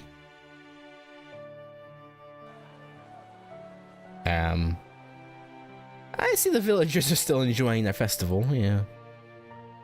I guess these benefactions must be a huge cause for celebration. Holmes said he suspected they might be a luxury good, much like alcohol in our own world. The fact that it's like a drug makes me a little nervous, though. Fair. Maybe our perspective is off there, since we're used to Holmes's habits. Anyway, it looks like they're going to keep the Shadow Border investigation going through the night. I hope Da Vinci will be okay supervising them. Nothing to do for once. Until something attacks. Yeah, it feels like forever since we last had free time to ourselves. This lost spell is really peaceful, isn't it? Something the matter? You look a bit down. Senpai, I've seen a world like this before, have you? It was a world of possibilities, united under a single ideal. The Temple of Time? Yes, the King of Mages, GACHA, envisioned a history of humanity that was free from strife and suffering. I disagreed with them. There was something about a world completely lacking any pain or adversity that just felt wrong to me. Yeah. I guess I can see that. But now the way people live here seems so close to that world, yet it's still rich with life innocent of Earth.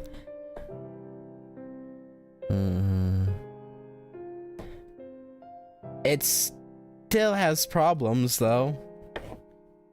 Because, like, aside from harvest every year, what do the people do? Like, it seems like they have no hobbies, they just...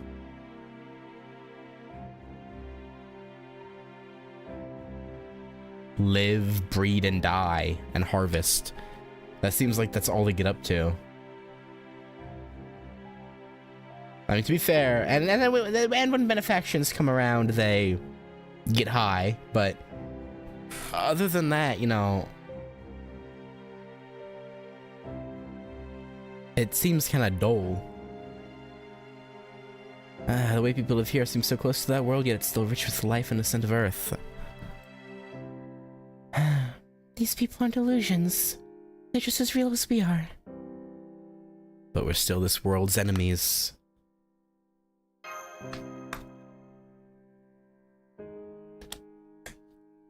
Yes, I know. Even after we take Koyansky into custody and secure an antidote, that won't be the end of it.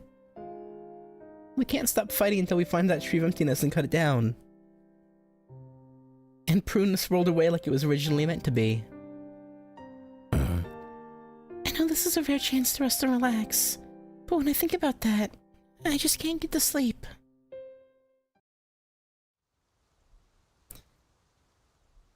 Nah, it's weird how MASH is missing, like, the glaring issue. It's been so long since we've seen such a beautiful night sky. Master, get back! What? Huh? Oomst? It would seem I missed my chance, you son of a bitch. You know, I imagine the Emperor wouldn't be, too happy with you and Akuta if you killed us.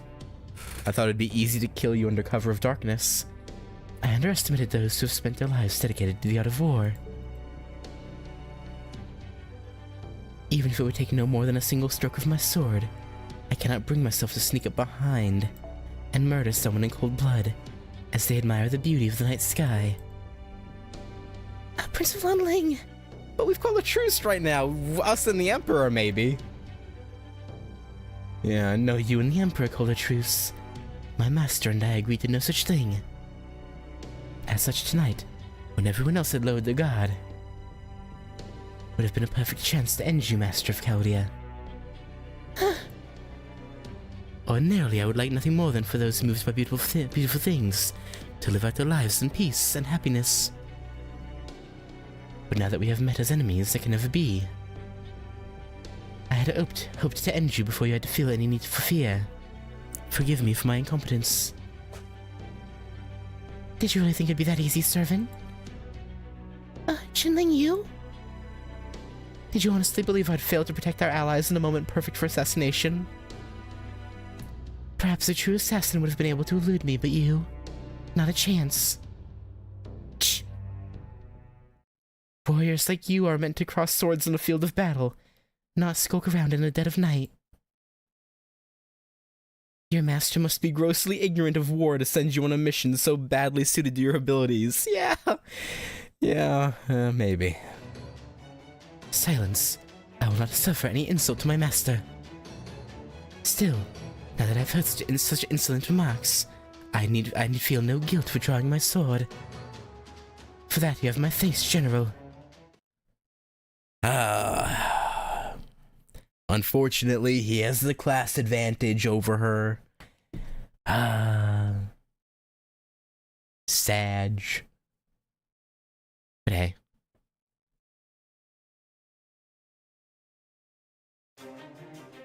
Kick off! いかがでしょう? Those flash spike rather quickly. Activate when damaged. Decrease critical strength. Okay. Cover all eyes HP when quickly attacked. No cover. Well, no. Yeah. Obviously, if they're dead, they can't be recovered. Like, okay. 望みを声にせよ。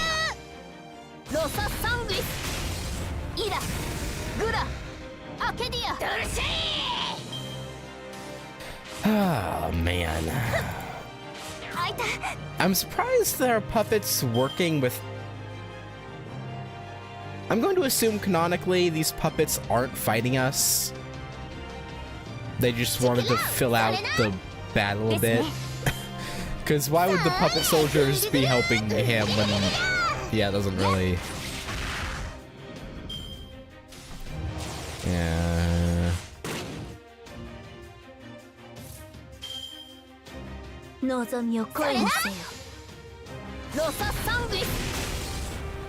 Alright, Princey, stop hiding behind the puppets.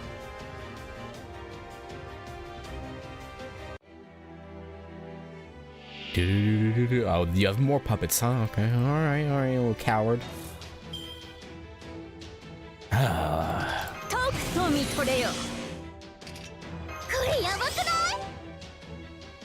Yeah, very awesome. The awesomest.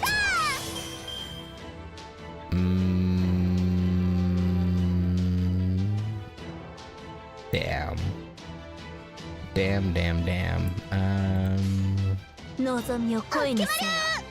Actually. Yeah, we'll do this. Get them crit stars.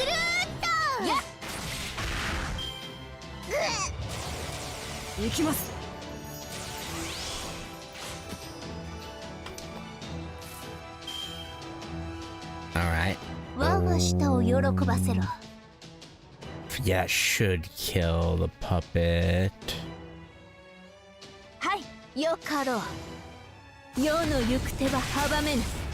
Good. Alright, and his invincibility is gone. That's all we need. I should probably kill the other puppet too, huh?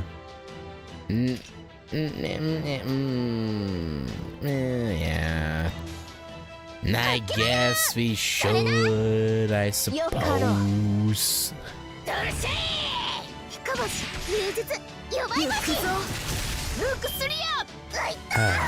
Get rid of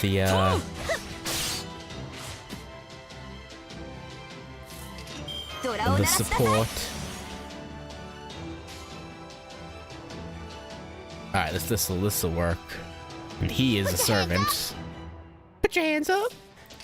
Hang on, let me put the Roman trait on.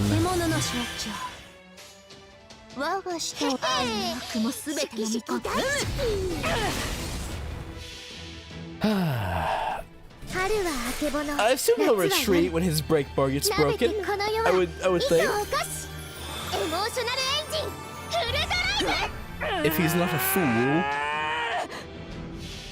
Okay, bro, chill out. Honestly, I didn't even need the overcharge on this. Well, maybe should have saved it, but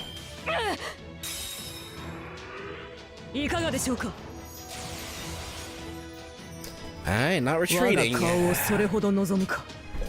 He's no coward, I'll give him that.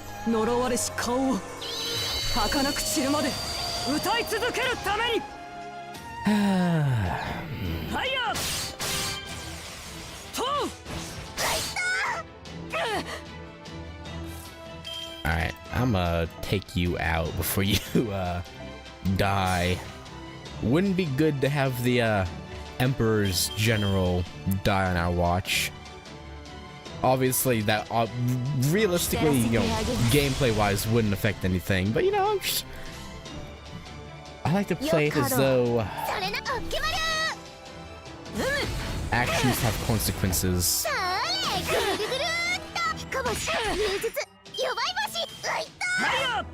Honestly, that would be interesting if this wasn't like always online gacha game and was just like a story game, or you know, single player story game. That'd probably be a mechanic.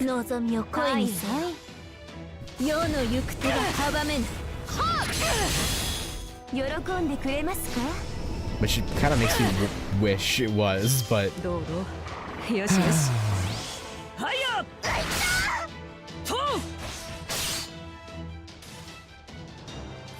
that's, yeah, no, of course, but you know. Oh, whoops. We'll just do this. Whoop it. You. Let's see what story game we just have used fantasy guys. Alright, I feel like it depends on the game. I feel like there are some games where like I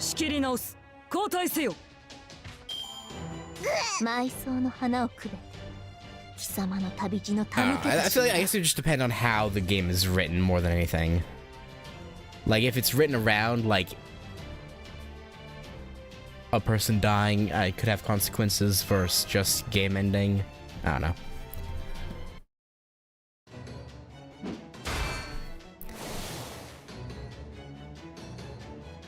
I stalled long enough. Any chance you had of victory is gone, Prince of Lunling. Xinling Yu speaks the truth. Nighttime though it may be, even we at such great remove cannot help but notice such tumultuous commotion. Gah. We trust you can hear our voice, Akuta Hinako. What do you have to say for yourself? Akuta. I know you may not understand right now, Your Imperial Majesty, but I promise that everything I've done has been for the prosperity of your empire. Has it? Has it? Has it really? Is that so? Then it would seem you indeed have no intention of honoring our wishes. Now then, what to do with you? We doubt the threat of beheading would be enough to cow you. No, if we were to punish you, then we must take something else away. Ah, yes, I know. Come here, Kwaiji Zero. I'm guessing that's Shang Yu, yeah. You summoned me, Your Imperial Majesty. Shang Yu? We did. Rip your core out of your chest and smash it to pieces immediately.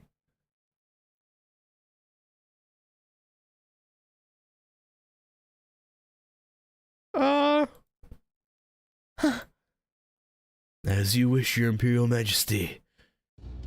Wait, please wait. I'm sorry. Please, anything but that. So you are able to plead for forgiveness. You must be quite attached to that machine indeed. Akuta? Please have mercy. I swear I'll serve you faithfully from this moment forward. I'll do anything you ask, anything at all. Just please spare his life. We will hold you to your word, Akuta Hinako. Know that the only reward for defying our will is fear far worse than any mere death. Yes, Your Imperial Majesty.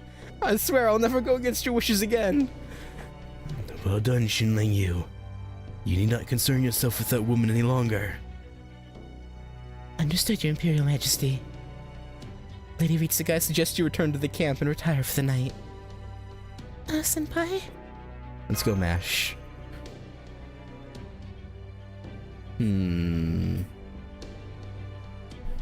I wonder what her obsession with Shang Yu's about.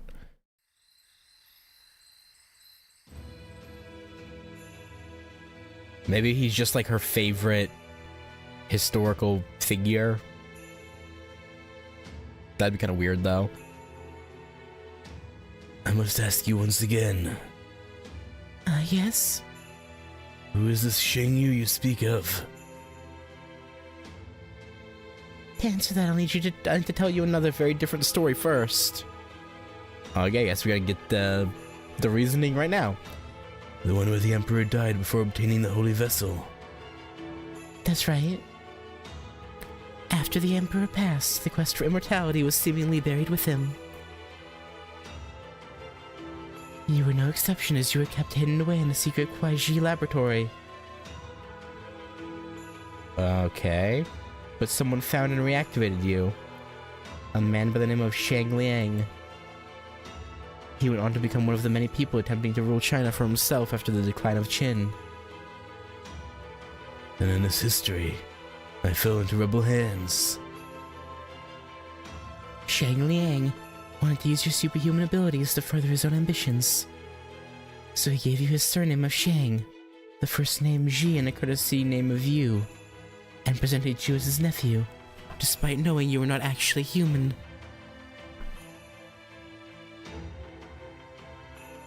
True, I was only given my current combat frame long after I was first activated.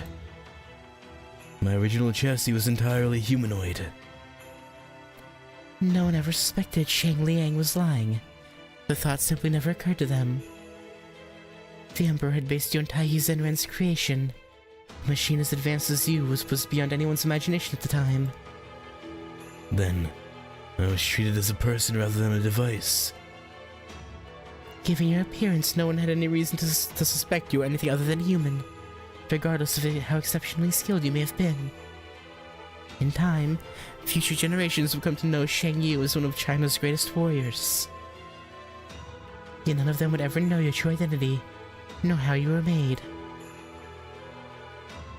Something is amiss with your claims. If this Sheng Liang person kept my origins and the truth of my creation a secret, how did you come to learn the truth? That's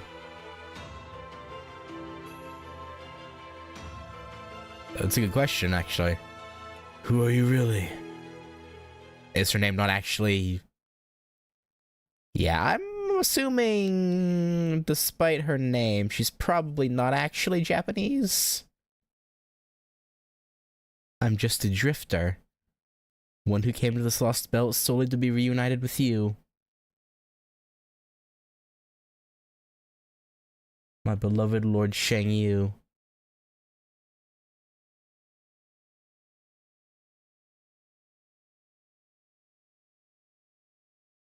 Huh.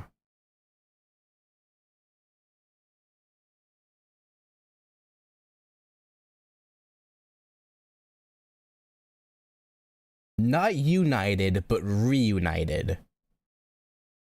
How old are you, Akita?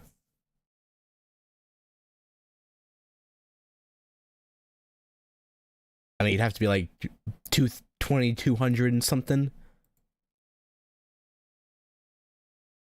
Unless you time traveled somehow.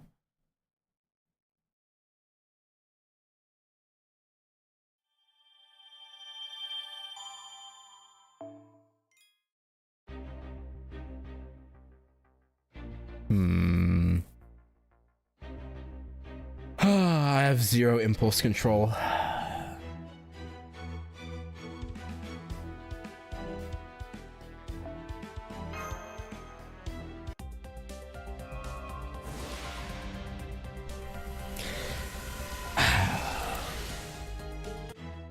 Andromeda, why?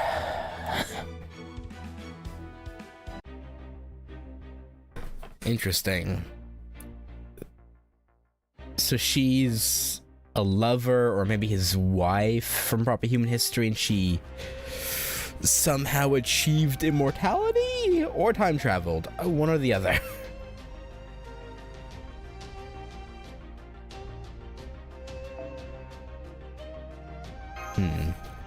Maybe this will focus on them more, and probably not. This will probably go back to us, huh? More than likely.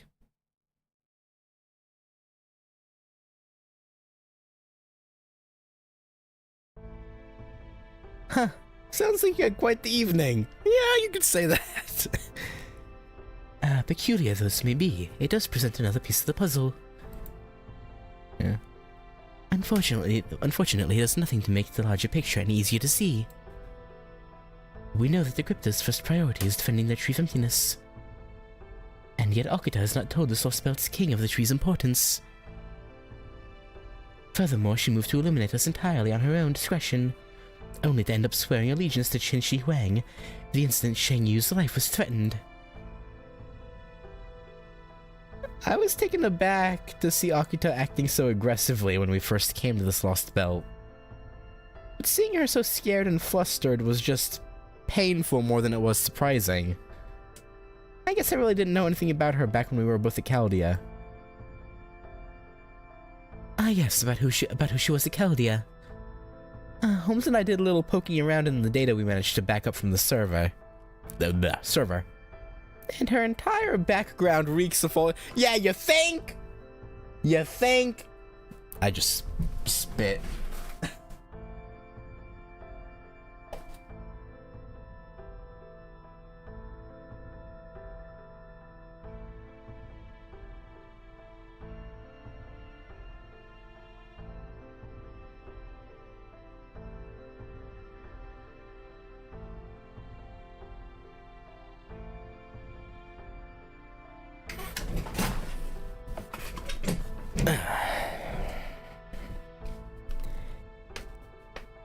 Hang on.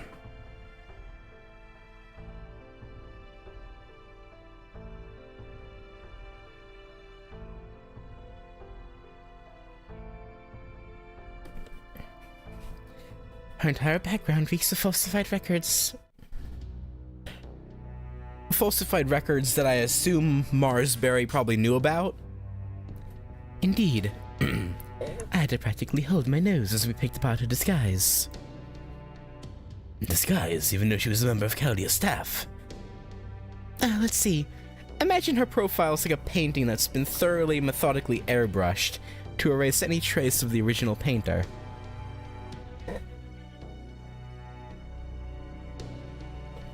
Correct. There's not a single errant brushstroke, so to speak, to be found anywhere. Anyone who has lived an ordinary life will inevitably leave behind a bit of useless information about him or herself along the way. And yet there was nothing of the sort to be found in Akita Hinako's data. It was as though her entire life story was designed to pull the wool over someone's eyes. You mean like an intricate piece of fiction? Precisely. You're as quick to catch on as ever, Ritsuka. So the fact that nothing in her personal information is strange also means nothing in it is real? Yep. There's basically nothing even remotely human about her entire background. And even that's not the only obviously suspicious thing we ran across. According to her profile, Marsberry Atmosphere brought her to Chaldea, supervised her aptitude test, and oversaw her periodic health exams and interviews personally. Oh yeah, that motherfucker knew. It seems every bit of data about her was submitted with his authorization codes. No one else's. I'm the first director. Just the fact that he handled it all alone is one hell of a red flag for security. It'd be easy for him to falsify any data he wanted, considering his position. Be that as it may, if Chaldea's original director was the one who manipulated her profile. Yeah, if a guy that high up the food chain had something he wanted to keep secret about her, we're pretty much shit out of luck. How did Akita end up at Chaldea in the first place? Did she actually have enough race shift aptitude to be chosen for Team A? For that matter, who the hell is she really? At this point, I don't know what to believe. Indeed. Everything we thought we knew about Akita Hinako's personal information is suspect at best. So it wouldn't really be a stretch to imagine she might have a different goal from the other cryptors. Obviously not. What's more, this goal is evidently more important to her than protecting her lost belt, or preserving her relationship with its king. One might think eliminating us would be her first priority, but as we've seen, even that is secondary compared to her concern for Shang Yu, another figure about whom we know next to nothing.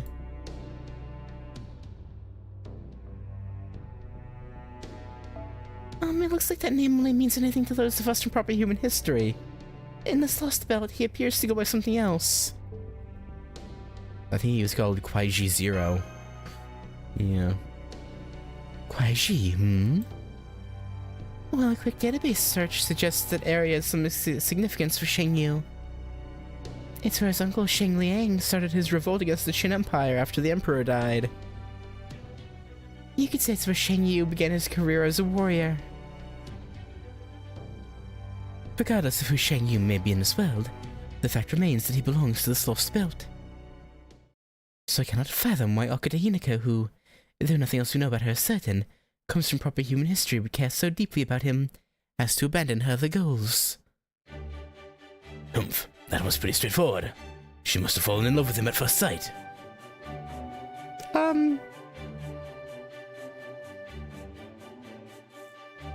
Yeah, maybe. The more foolish the woman, the more likely she is to chuck Everything away for such silly notions.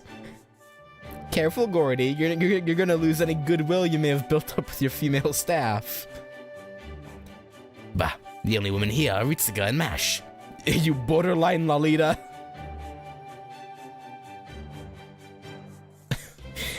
Well, I was certainly disappointed by what you said. Wait, really? Yeah, you tell him, Mash. Now, do try to stay on topic. We still have a mountain of problems that need solving. Alright. We still need to talk to the people who are going to be less than pleased about this.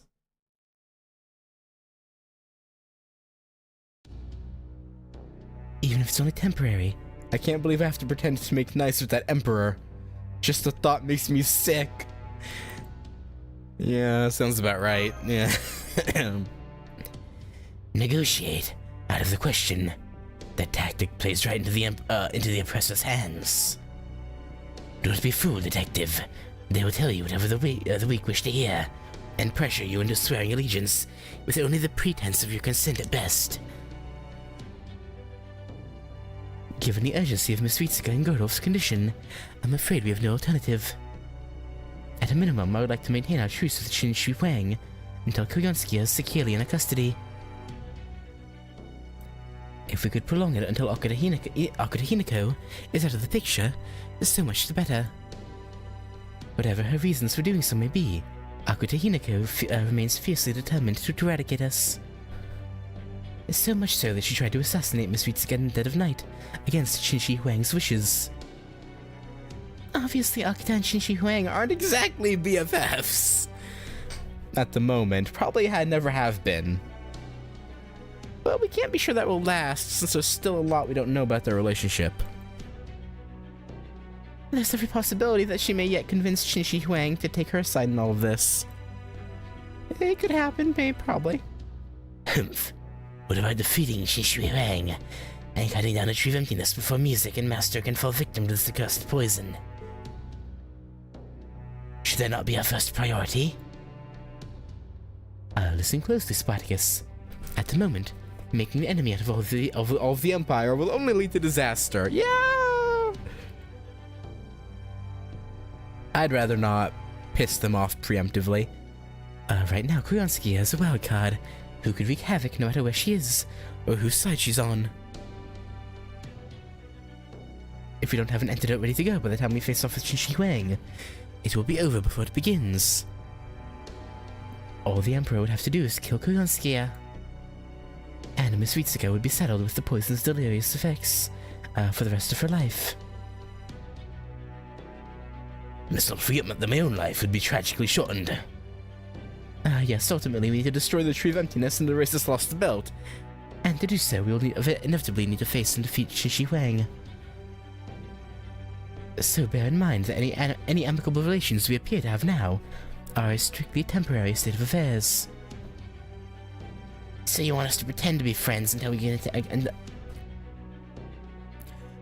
attack when the Emperor least expects it, right? Yeah, that's fine. Hell, I used to ask Agravane for advice with that sort of Sneaky shit all the time. I refuse.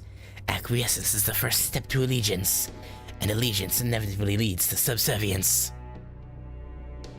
My master must never side with oppression, but always rebel against it.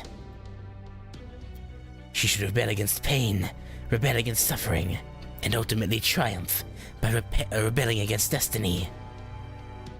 Get the goddamn stick out of your ass, would ya? We're playing the long game here, lunkhead. The important part's that we get to destroy the Empire in the end. So why don't you just think of all the rebelling you're gonna get to do later as a prize for all the restraint you gotta show now? I mean, you love repressing your own shit, right?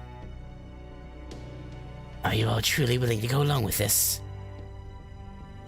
When I tried to assassinate the Emperor before, I lost the moment I focused on something other than the killing itself. But I'm not the one leading the attack this time. I get that Ritsuka has her own way of fighting. I'm sorry, I know it's a lot to ask. Well, there's nothing I can do if you're going to plead at me with that helpless look on your face. I mean, you're just now realizing how hopeless your chances are against Shang Yu, right? Yeah. It's getting stuffy in here with so many of us present. I think I'll step out for a bit of fresh air. What was that smirk about? Huh? Holmes just winked at me, Senpai and Jinkei. At me, Senpai and Jinkei. What's going on?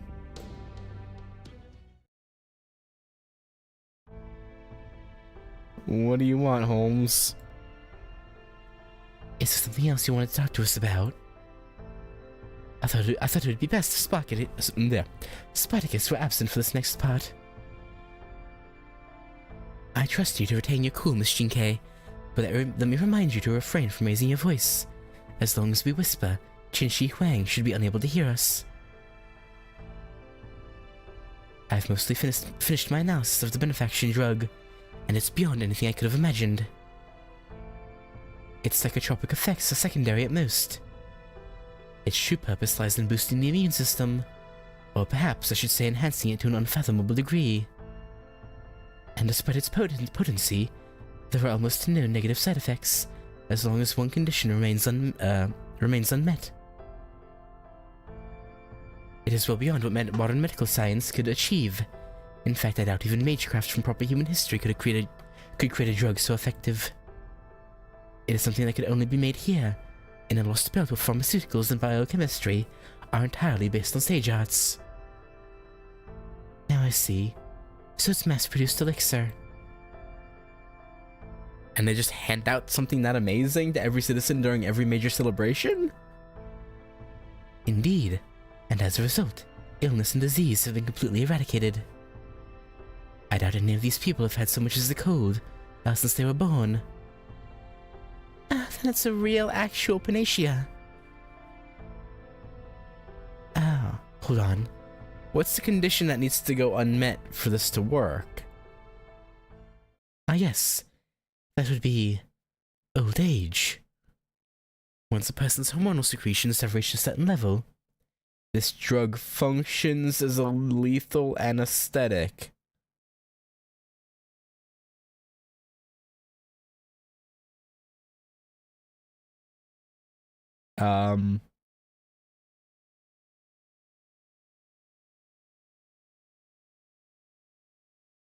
Right, so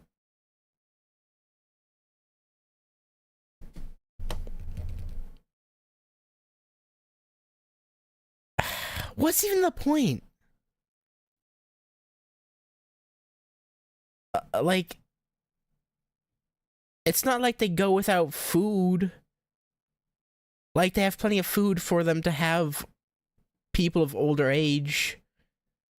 Like, at least in Scandinavia, it made some sense. But what's the point here?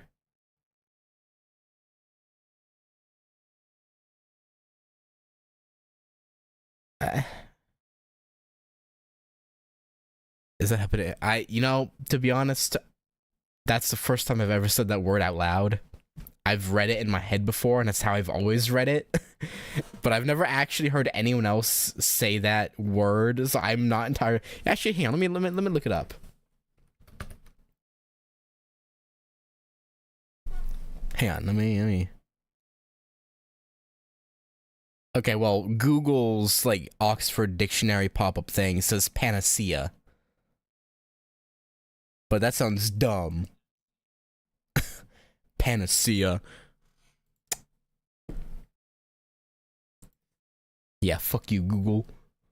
I like Panacea better. Maybe I'm biased because that's how I've always read it in my head. But Panacea just sounds silly, I guess.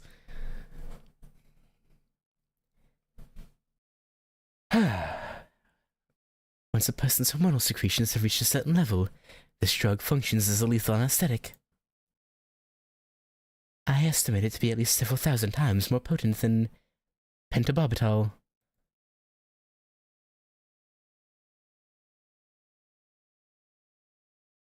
Hang on, wouldn't that mean... Now I see. I thought it was strange that we hadn't seen a single elderly person here. This is no unintended side effect. It's quite clear that the medicine was designed to work this way. Designed? Then it really is poisoning everyone who takes it? So when someone's body secretes a certain amount of hormones, in other words, once the body is aged to a certain point, they just die? Correct. From our perspective, distributing a drug like this is no better than mass murder. Still, a case can be made from a Buddhist perspective, and how it views the four inevitabilities of human life, namely birth, aging, disease, and death. If one considered both old age and illness equally undesirable, one could say this medicine protects you from the pain of the former and the latter at once. I cannot say if every world, under all possible conditions, would eventually arrive at these ethics of pharmaceutical science. But the wheat grown here has been extensively genetically modified into something extraordinary. Its resistance to disease is yield. Everything about it stands leagues above its natural counterpart in proper human history. With a crop like this, one could live their entire life without ever knowing hunger. And if you never had to worry about food, you'd probably never think to take it from someone else. There is no economy here. No division between rich and poor exists, and we've all seen for ourselves how ignorant they are of war and violence. It seems that life here is as far removed from the suffering that one might expect in our world as it is possible to imagine. And when their life has run its course, this drug puts them to sleep permanently, well before they can begin to feel the pain of old age. I dare say that, if nothing else, this world has done a frighteningly effective job at removing pain and suffering from people's lives. Yeah, I guess. Exactly what age, roughly, does it kill them? 40? 35? Lower? Like, what are we talking here?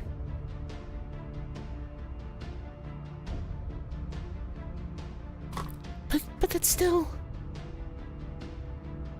That's no way for people to live. They're practically being kept as livestock. Pretty much, yeah. So this is how Qin Shi Huang, how that dictator decided to solve humanity's suffering. Makes sense. No way a leader who abandoned their own humanity would in turn treat their subjects like people. As far as making a decision between this lost belt and proper human history, Spartacus claimed that we should fight to determine which should be allowed to survive. If hearing that gave you pause, I would urge you to give the matter more thought, keeping what you now know about this benefaction in mind. In this world, the definition of a happy human life is exceedingly simple. Seeing as you'll need to make this choice sooner or later, I think it best to suspend my usual behavior in favor of full disclosure. Yeah. Allow me to share with you some speculation.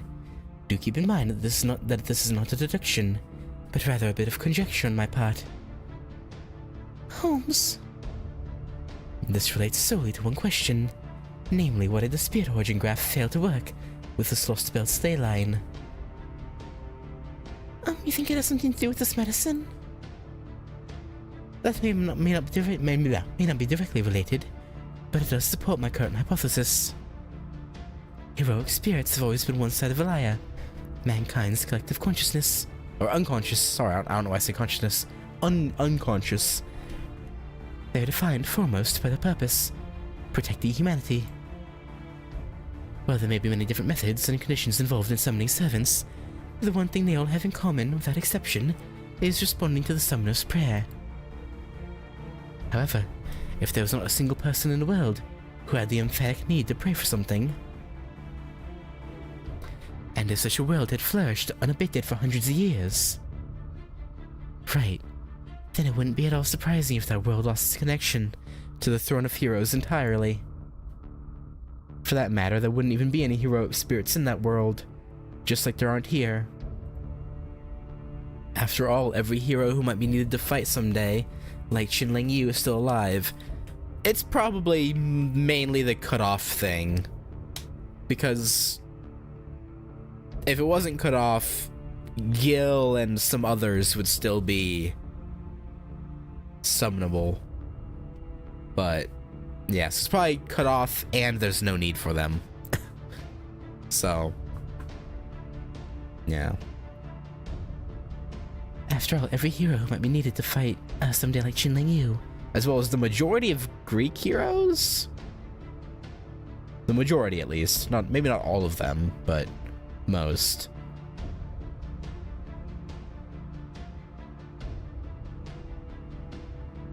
And pretty much anyone from pre-200 BC, I guess. So this lost belt's a world that has no need for heroic spirits at all? Can you imagine a person wishing fervently for anything in the world free from hunger, pain, and suffering, Miss Kirillite? I know I certainly cannot. Indeed, it only makes sense that servants would never appear in a world where no one wishes for anything. Thanks for telling us this, Holmes. Whatever doubts I might have had are gone now. I will do everything in my power to take Qin Shi Huang down and put an end to this disgusting regime. As long as I get there in the end, I don't care how far out of a way we have to go. I mean, I guess even some post-200 BC heroes, because it did take a while for them to get to this point, so...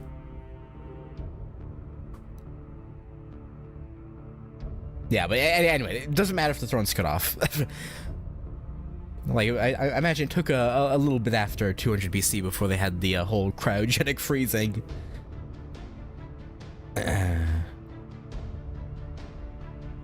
So right now, let's focus on curing Ritsuka.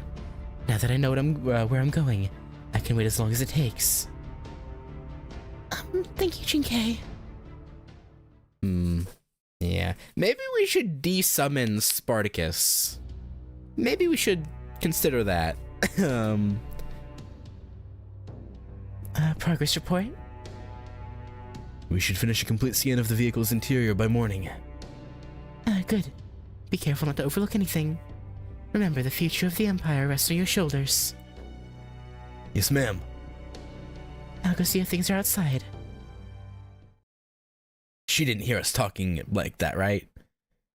The Shadow Border, the product of a world entirely different from ours, huh? Because the moon does not know how to drink. My shadow merely follows the movement of my body. Huh.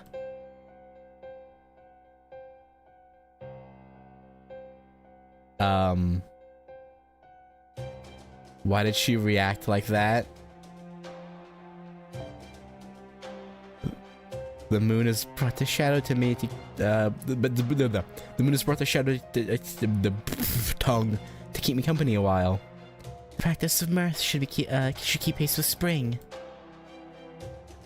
What was that, young man? Huh? Oh, that's called a poem. A guy named Li Bai wrote it a long time ago. Who taught you that? Well...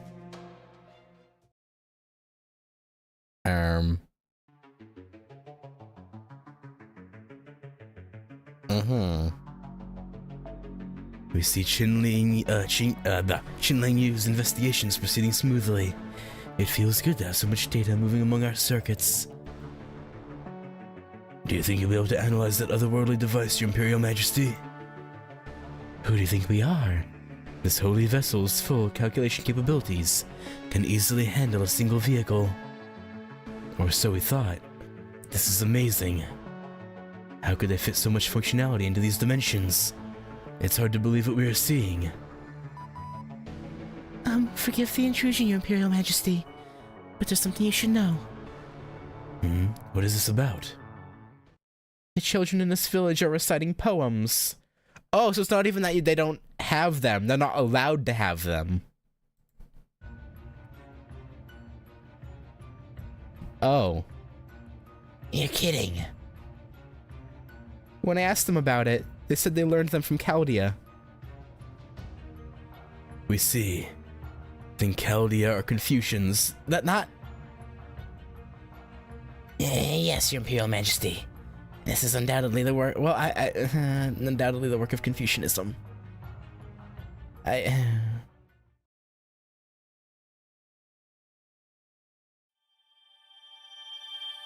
This is a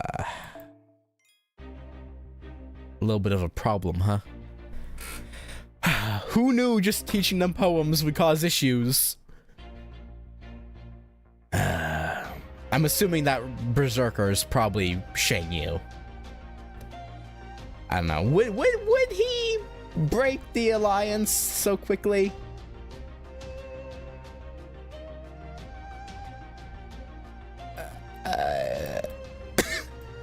I don't know. He seems...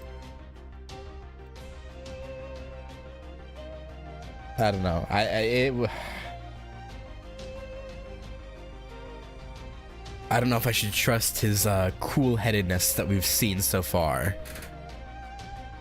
Hopefully he stays chill, but the way they reacted,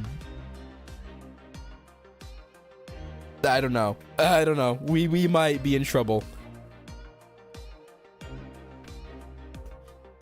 Oh boy. Well, that's not good. Anywho, though, I think I'm gonna leave it there, and we'll see what the consequences to us teaching them poetry is next time.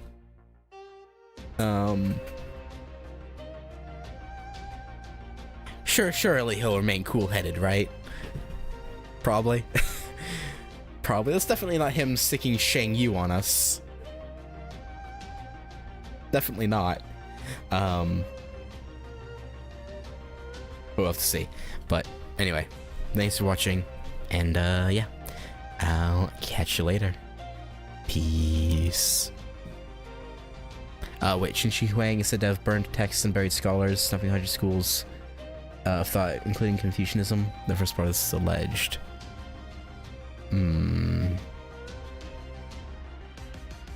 Yeah, I guess he wouldn't want his people to be learned and potentially have the thoughts of their own, I guess. Yeah, no, he's gotta go. But yeah, anyway, later.